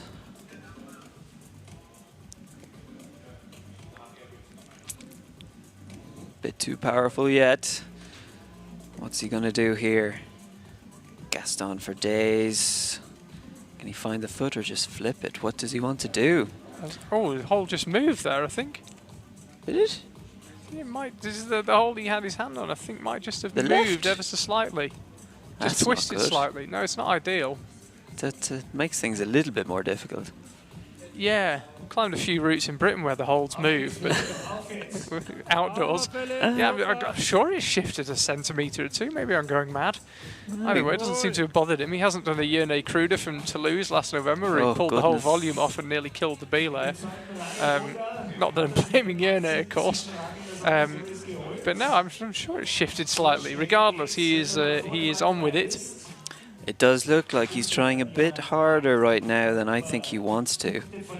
There is a bit more intensity on his face, a bit of rush, and not the best look, but I've seen him look worse and pull through, so. Just beginning to puff the cheeks out as he fires 3 of these moves, are requiring a lot of power, and he looks like he's only just in that left-hand volcano. He might be in a little bit of trouble here, actually. Decides to go again with the left hand to set himself. Yep, as you can see, very difficult to rest during this section, which was exactly the plan of the setters, that they want is going up the routes and up the routes quick. Oh, and he just managed to get his feet all in a jumble. It was the right foot slipped on the plastic. He hadn't looked comfortable for a couple of moves before that. Yeah. Maybe it was that hold spinning. Don't hold me to that. It's 9:45 at night. Someone look back over the footage. Did it happen? Was it real? He gets this hold, moves up, but look at that right toe as soon as he steps on the plastic. Boom. Yeah, and we talked about those dual texture holds. Sometimes it's worth taking the risk of standing on the low friction bit. Sometimes it's not. But the move before that, when he went up with the left hand, he looked like he didn't quite like that volcano, had to bump again. I do suspect we didn't have the same angle as for Stefan and Matthias. They might have been looking pretty rough as well, but they just pushed through, which is really part of the talent here.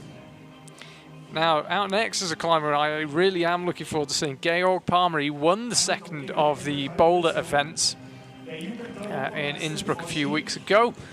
Events against some very stiff competition, including his compatriot Jakob Schubert. So, having a very good Austria Climbing Summer Series so far. 1 or 2 issues with his bib number. It's all right. I think everyone knows who you are, Georg. You'll be fine. You just get going. Yeah, don't worry. And I've decided I am going insane about that hold moving.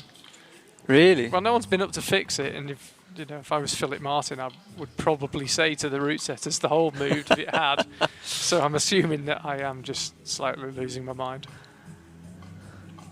Little bit slower, composed through this section. It's looking like time might not be a problem for a lot of the athletes on this route. There is a very tricky stopper section, and that could really start to thin the crowd here. Every climber's done that, gone to put their toe inside the high friction bit and thought, no, I'm going to stand on the top. Yeah, unfortunately it is better, but nobody wants to use it. Slow and steady here. Good flow up to the pocket. Yeah, he's using his height. It's a good advantage here. So let's see if this hold moves. I'm excited now. See, everyone's staring at that hold now. Silence. He's not even going to. He's going to skip it.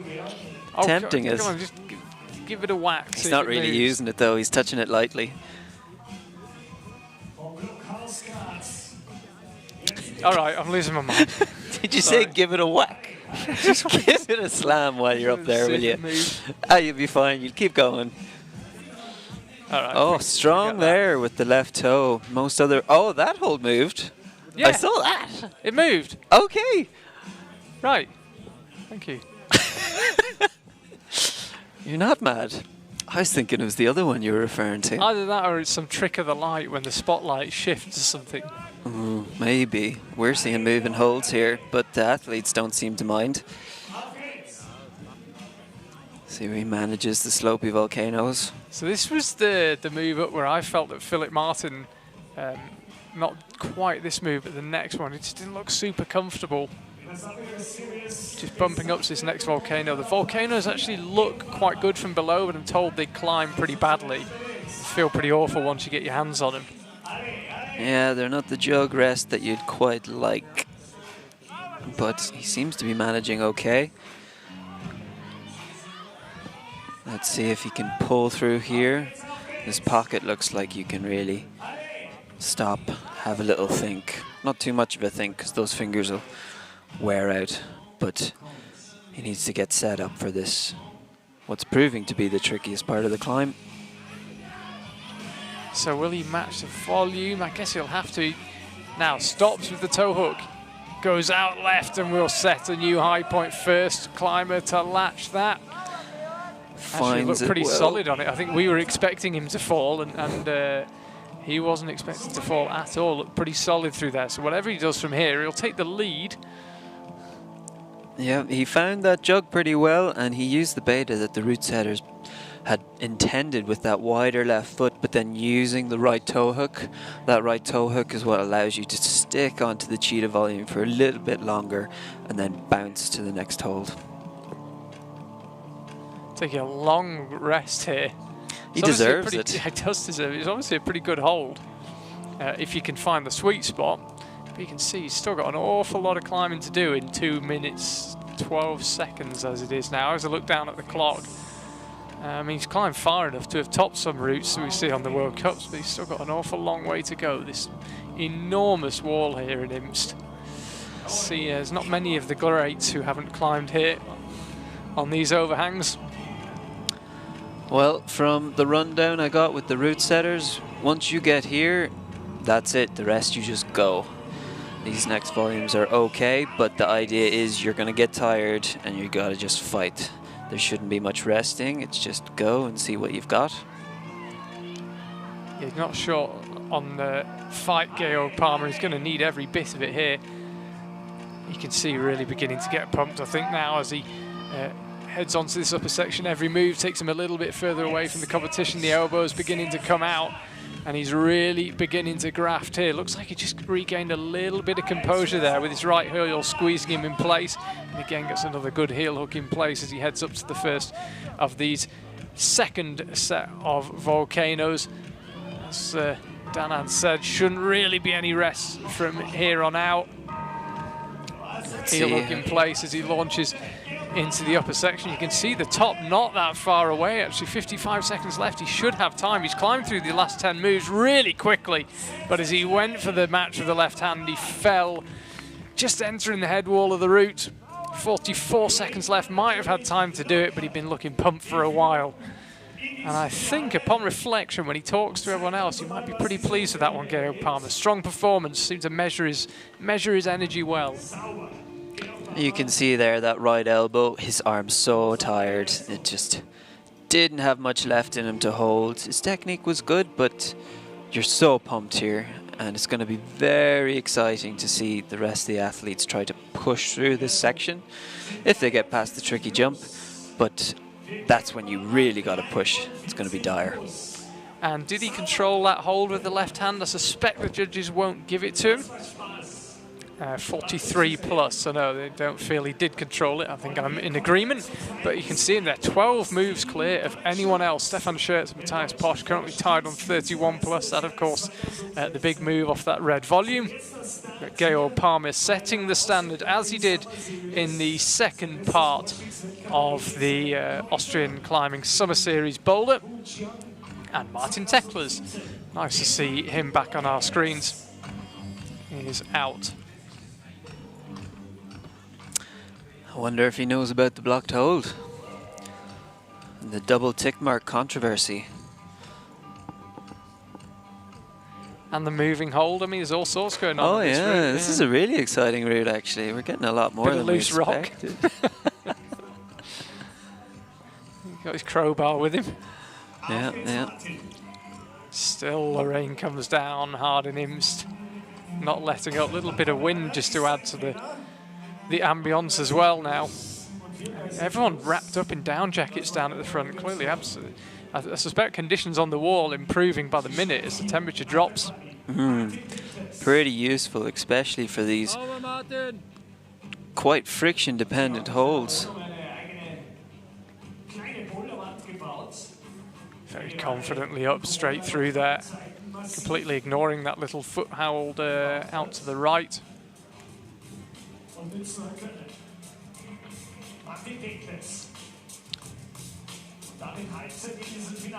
Quite slow and powerful through this section, but it seems like that's how you got to do it.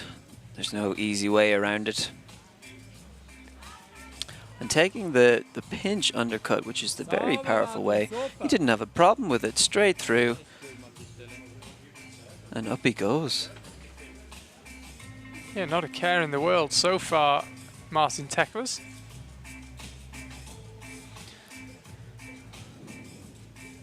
No need for the left heel hook either. A much more powerful method, but he has the power, so he may as well use it. Suddenly realised he put his foot on the Innsbruck sign. I think he did too. He moved it. He didn't use it. It's all right. And now we're up onto the volcanoes. Powerful section this. Seen a few climbers go from composed to pumped in very little time indeed. Oh, now I'm not sure about this beta. The other climber's going left hand again, but he's okay actually. He's okay now, but his hands are a long way above his feet. It's an awkward position in which to find yourself, and you see he's suddenly cut loose. Slipped in that same section as Philip, but managed to stick on some very, very slopey holds. Well, he's rescued it, but when your hands get that far above you and you're kind of standing on your tiptoes just to reach, it's very hard to get any force through your feet, and his feet cut loose. I think unexpectedly now he could do with getting a toe hook in place here. He could be in trouble. Oh yes! Fantastic move there. Saved it.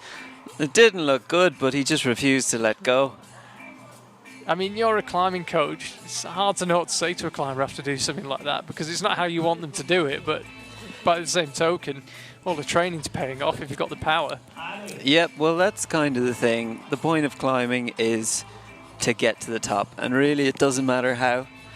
So when we do training, we make it nice, we make it specific, because that trains you to make it nice and specific on the day. But if you get up the thing, you get up the thing, and that's all that matters. So Martin Teklas, I think we could describe it as an unusual technique for a couple of moves through that section, but gets the job done. But has it taken a lot out of him? Still no shortage of contact strength and power as he goes through with that right hand. Looking definitely a little bit tired here.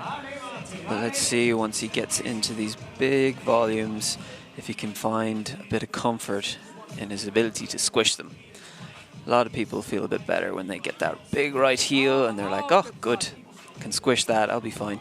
Skipping out the volume altogether, I was going to say that really would be a powerful way of doing it. Now he's squeezing that volume with all he's got. Gets another heel hook in place, cross through for that slightly awkward clip that's just above your head and onto the volcanoes.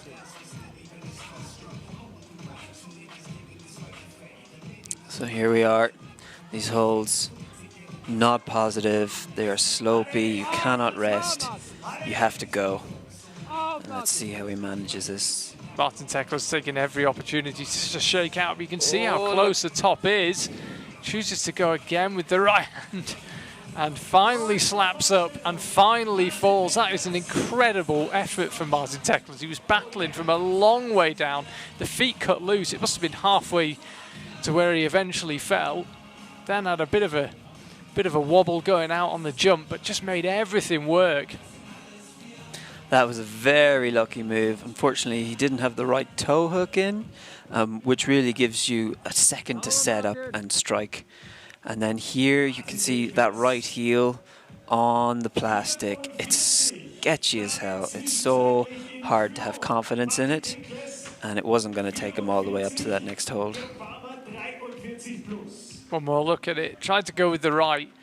I think he probably knew he was in trouble, because then he brought his foot up and then just threw, and I suspect, as I say, he was going for the plus from the judges more than he was going for the hold. But brilliant to watch, battling from second one. Is that Julia Fixer he's talking to? And you can see there, 44. Well, Martin Teklas puts him in a very well-deserved lead after a true battle on the route. Used very little time as well. His compatriot, Christoph Hanke, out next.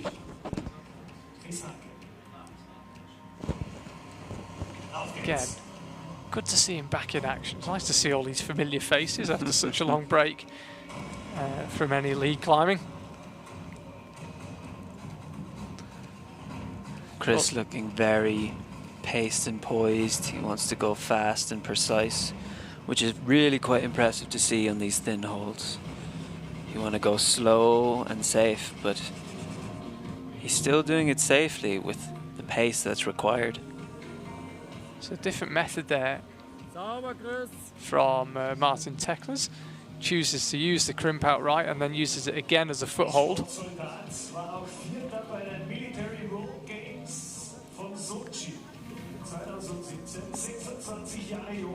Third to last climber out. We've got a Swiss climber in the form of Sascha Lehmann and an Austrian in the form of Jakob Schubert still to come.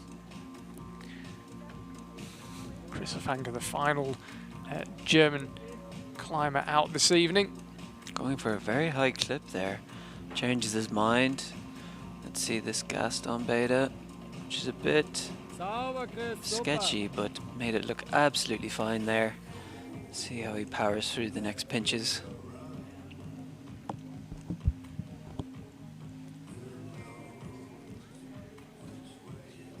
German team, I have to say, looking very, very strong right now. Brought some exceptional youth climbers who caused a few shocks actually in the boulder part of this summer series. Of course, already got 2 qualified Olympians on the men's side in the form of Jan Hoyer and Alex Megos, so all seems to be reasonably rosy in the German climbing team right now. Christoph Anker still one of their strongest climbers, and that is saying something. Really making something of those volcanoes, looking so happy to just almost rest on them, where people were really struggling through this section. This upper one that he's just had a little shakeout on the left hand is absolutely diabolical, but yeah, as you say, happy to rest where others can barely stand. May potentially have touched the sign. I think there was a bit more than potential. Yeah, I'm trying to be diplomatic, you know, but yeah, I think it was probably a little more than a touch, but we shall see. Anyway, Christoph Anker now. See, he's found that right heel hook on the chip, which really set him up there, made that move so much easier. Yeah, read that really well.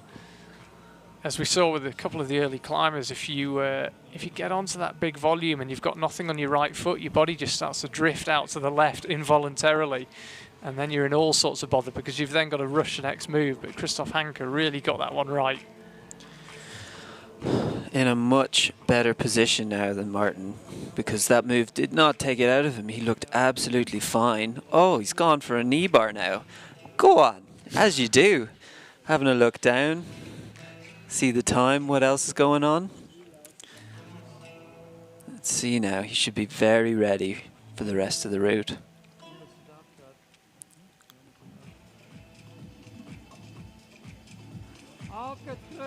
So he's taking a bit of a pause there. Oh, Christoph Anker, yes, I couldn't help but pause slightly as he cuts loose. Yes, he cut loose. Could have done that better, but let him away with it. Should be time remaining. Has he got the energy? He looks fairly composed. He's climbed most of the route pretty efficiently, actually. Oh, and then the feet cut loose. No. Seemingly from nowhere, and Christoph Anker, I think, will be pretty hacked off with that. He looked to be set for a good look at that top section of the route. Be interested to see a replay. Is he holding his shin there? Did he catch it on the way down? We had a bit of a funny angle on it when he fell. Let's have another look. That, oh, no. I think, might mean his score. We're getting a replay of that for a reason. Down, yes. Remember, if you inadvertently touch a sign, that's one thing, but if you actually use it to aid your upward progress, you are going to get marked down. Your score will end at that stage. So I think that no matter what happens here, it wouldn't have counted anyway. Oh, it was the right foot that went. Yeah, you could see a little wiggle in his leg there, his left leg, as he stands on this foothold, and it suggests that actually his core was a little bit more tired than you'd expect. Once you do that foot swap and you have to try activate, it wasn't there, and it went. Yeah, as I say, from standing on that seat, as I say, if you touch a sign, that's one thing, but if you actively use it to propel yourself upwards, then you will stop scoring at that stage. So I suspect that when Christoph Anker's score comes up, it will be whatever it was when he stood on that sign. That would be my guess. So I suspect we may actually have him in last place. We'll see, but as I say, when you immediately get a replay of someone standing on a sign, it doesn't bode well for them getting a good score. It's really tough though. I mean, we've seen Adam Ondra do it. you just feel something and you push off it. And it's just a tricky thing. You're flapping around for somewhere to put your foot, you feel something, you push off it, and you realise it was a sign. It's easily done, but rules be rules.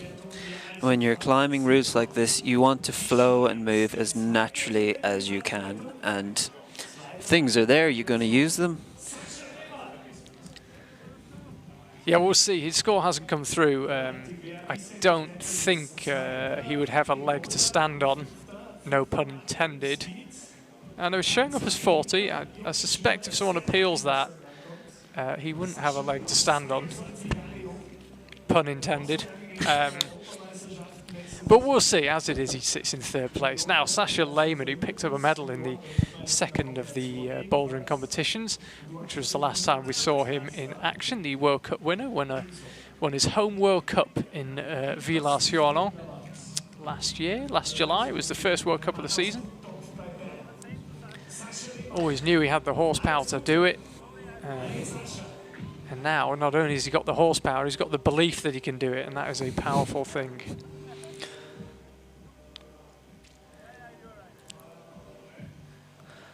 Good 2-finger pocket there, possibly one of the best holds on the route. Really like this men's route. I think it's worked well. Yeah, it does make a difference to see. Oh, you can see that left foot. He hasn't stood all the way on the plastic. There's that little rim of grip which he's went for. But as I was saying, it's very nice, very exciting to see this tricky section in the middle that's throwing some climbers off and really showing like technical ability here with a big swing and a jump, which is always great too.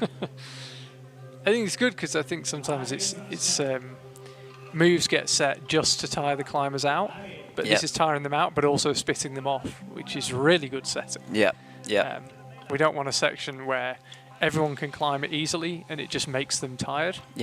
It's doing that, but it's also causing them some technical problems as well. And there's the hold that we are still speculating. It did spin, I swear. All right, okay. But he was that one able. That he's got his right hand on. Watch, please, everyone at home, just watch it. Just tell me. Yeah, come back over. Just give it a good whack as you go, Sasha. Go on, just smack it. It moves again. Honestly, it moves again. We won't go there. It's enough. That's enough. Being really technical with his feet here, which is quite good, saving a lot of energy, being smart. Cuts loose, obviously, sure, just as I'm saying. He's a really strong climber, Sasha Lehmann. The results took a couple of seasons to come, but it feels like they're really, really coming now.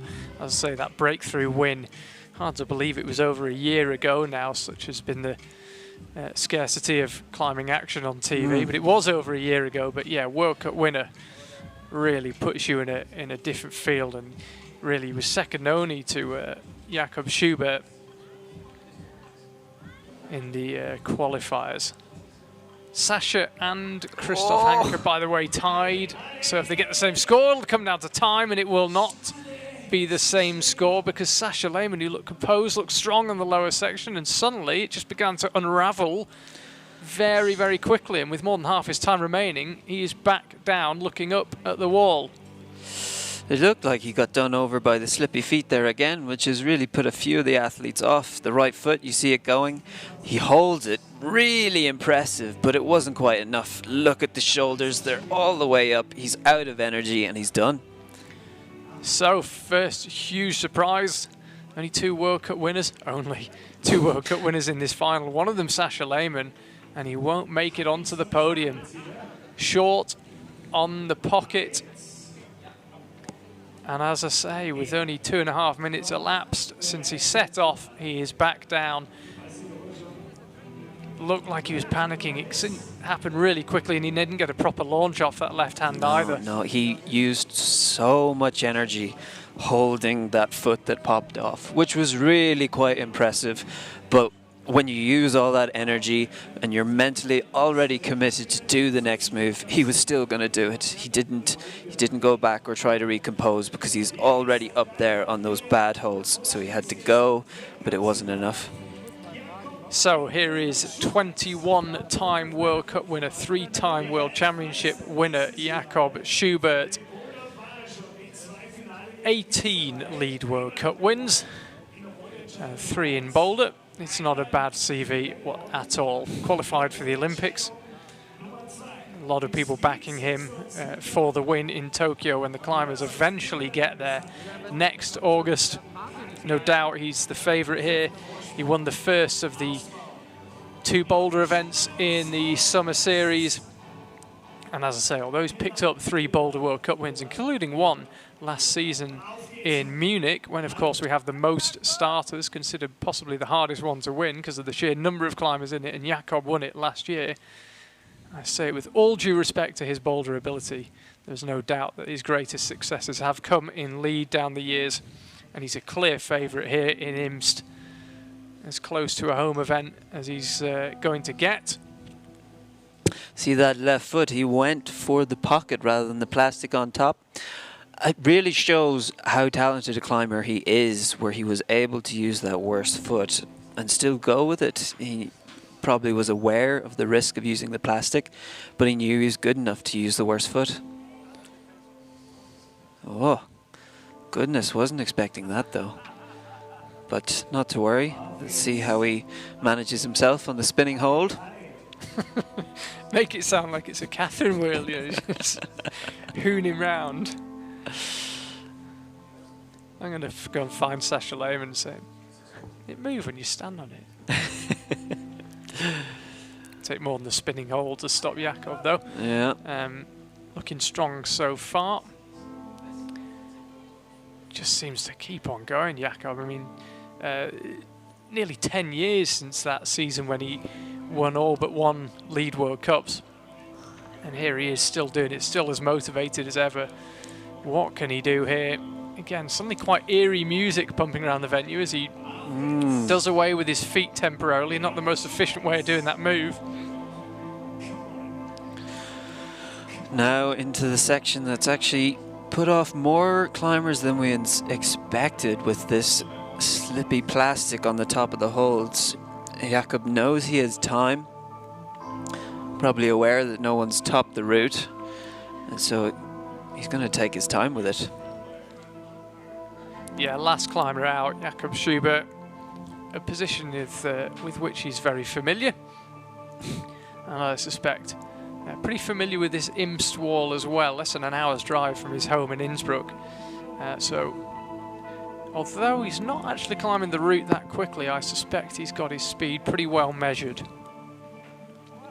More than 100 World Cup starts in this discipline and 18 wins means he is well qualified to judge his pace. But can he execute this move where fellow World Cup winner Sasha Lehmann couldn't? Yes, Jakob can. Gets the feet swap. Now will he read this correctly and find something to do with his right foot? Because if he doesn't, when he moves over to this big red volume, it's going to be very hard not to teeter out left.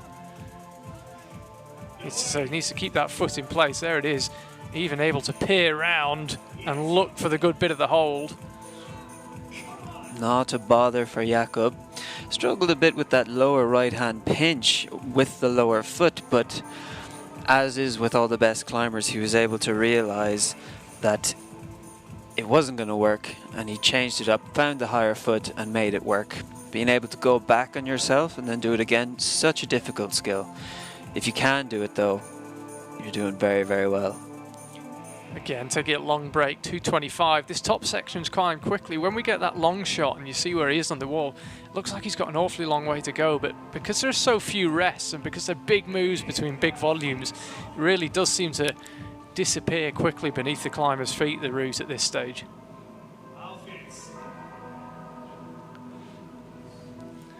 Again, Jakob probably won't thank the DJ for these bells tolling. It's very eerie. But takes more than, as I say, takes more than that to slow this man down. Feet suddenly cut loose. He looks like he's got power to spare these days, Yeah. Jakob. He was going well on the boulders a few weeks ago. I don't think I've ever seen him look like power was an issue. It certainly doesn't appear to be today. And you can see the head wall Has he got a knee bar there? I think he Found might, yeah. It another can't be the rest. most comfortable because it's quite sharp, the edge of that volume. Yeah, that is not a nice thing. But good with the heels and coming into the push now. on those slopey volcanoes. Well, we said there weren't any more rests, but Jakob managing to find, if not a rest, at least a place for a good chalk up and a shake out. And now he's into the upper section of volcanoes.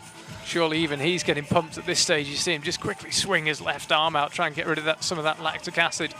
Little grimace on the face as he fights through, but Jakob looks like he's still got some gas left in the tank. And you can see the top beckoning. Nobody topped the women's route, nobody yet topped the men's route.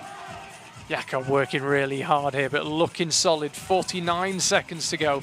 Gets himself set on that right crimp. That'll be it for Jakob. Schubert goes up with the left hand. Could we see a top here to finish this evening here in Imst in the most dramatic of fashions? Jakob Schubert is going to take the win. Can he also take the top? He's timed it to perfection just over half a minute to go. Swings his right foot out. Up with the left hand. Looks like he's got the energy to do it, Jakob. Can he read it right? This is a big move up with the right hand and not an easy move to finish either. Doesn't trouble Jakob Schubert. Clips the top quick draw. Tops the route. The only top we saw on either the men's or the women's side. There is a reason he has won 18 World Cups and 2 World Championships in this discipline. Clearly the best climber, I have to say, by a country mile. Not only got the highest by topping the route, but also seemed to read the key moves correctly. That was really amazing to watch. He was not having an easy time in that last section, but you saw him compose so well and try to just bring it all together. That second last hold, if you saw him grab it, it reeled all the way out trying to stick onto it. And so many people couldn't hold on from something like that. And then he goes for the top. He knows the top must be good. He knows he hasn't got the energy to pull to it statically. He kicks with his feet all the way up and slams the hand in. It worked. He did it. And not for the first time, Jakob Schubert schooling everyone else in how to top competition lead routes. There you can see it, Jakob Schubert, first place, top for him, 44 for Martin Teklas. Georg Palmer ends up third. His excellent performance in the Summer Series continues. Another medal for him. Christoph Hanke, currently in 4th place. I would still say that is up for review, potentially. If anybody chose to appeal it, they may not, of course. Currently in 4th, and Stefan Schurz, Matthias Posch. Sascha Lehmann, with a disappointing day in his favoured discipline, ends up 7th. And Philip Martin down in 8th. As you can see, Jakob Schubert, not the first silverware he's picked up on a lead wall, and very unlikely, I suspect, to be the last whenever we get going again with the World Cup circuit. Jakob will feature, I am sure. Very, very interesting watching the guys climb that route. It was not just the pump fest that we expected. It turned out to be quite technical and slippy. A few climbers done by the slippy plexiglass holds. Yeah, a few climbers comparing notes there. It's funny, the climbers, obviously, they'll never see this route again, but they still love discussing it. Showing the pure passion for the sport. Sascha and Christoph Lehmann chatting away. I believe we've got a couple of interviews coming up. Es war unglaublich spannend. Es waren ganz viele Stellen, wo es unsicher war, wo man riskieren hat müssen. Und da hat es auch ein paar Favoriten kassiert, so wie den Sascha Lehmann. Der ist dem zum Opfer gefallen. Aber der Jakob hat seine Routine ausgespielt, hat auch richtig riskiert im richtigen Moment und hat die anderen ganz schön abgehängt oben. Wie sehr freut Sie auch die Leistung von Georg Palmer? Ja, der Georg ist natürlich super, ist jetzt auch wieder am Podest. Ist ja eigentlich schon ein Lead-Spezialist, aber vor ein paar Wochen noch beim Bouldern am Podest ganz oben, jetzt hier auch am Podest. Also es gefällt mir narrisch und er ist einfach wirklich gut geklettert. Kann man sagen auch, dass man bei den Routensetzern, dass die das alles richtig gemacht haben, das wieder top aufgegangen ist? Ja, man muss die Routensetzer loben, die haben das in der Hand, ob es eine gute Show wird, ob es fair ist, ob es spannend ist. Und gerade die Herrenroute war extrem spannend, super zum Zuschauen, für die Kletterer sehr fordernd, also wirklich vom Feinsten. Danke.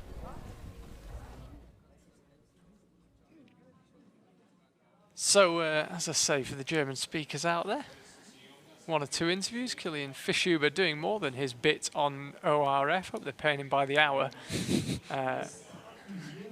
Been on the camera more than the climbers on the wall. Earning his money this evening. And we will have, like we did for the women, a short ceremony. As you can see, once again, everyone congregated. There were a few umbrellas appearing on the bleachers, as they call them in America, the seats. What do we call that? I can't remember. The benches. Stands. The stands. Yeah, thank you. The Pantheon. Man, it's 20 past 10. I'm going to turn into Cinderella if it gets any later. Just forgetting my language a bit. Yeah, no hardy souls out on the benches, on the stands anymore. Rain's still coming down hard here in Imst. Remember, on Thursday night we are hoping for much better.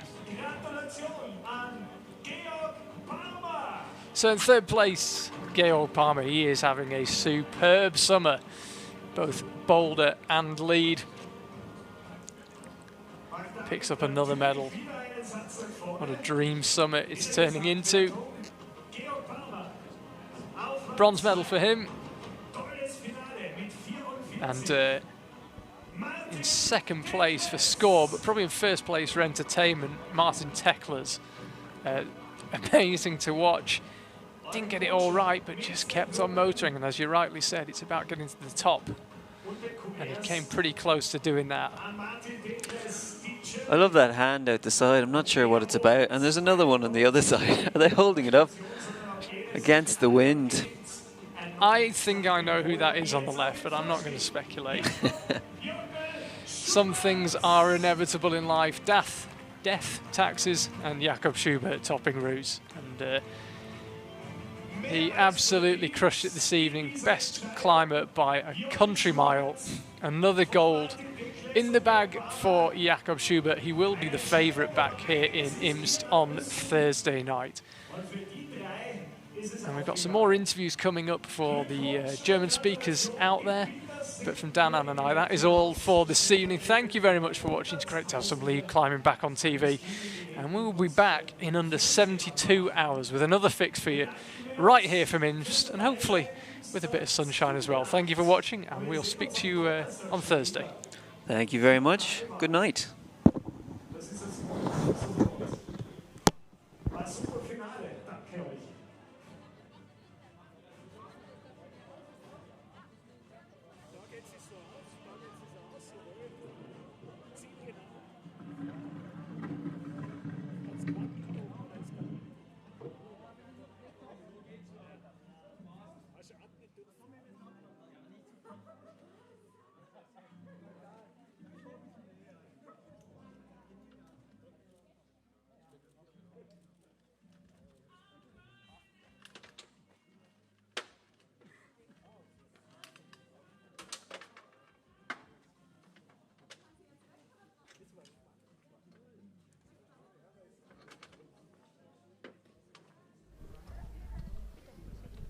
Also der große Sieger ist der Jakob Schubert, großer Favorit, auch mit der Top-Wertung hier. Wie sehr mussten Sie all Ihr Können heute beweisen und unter Beweis stellen, dass es dann am Ende zum Sieg gereicht hat?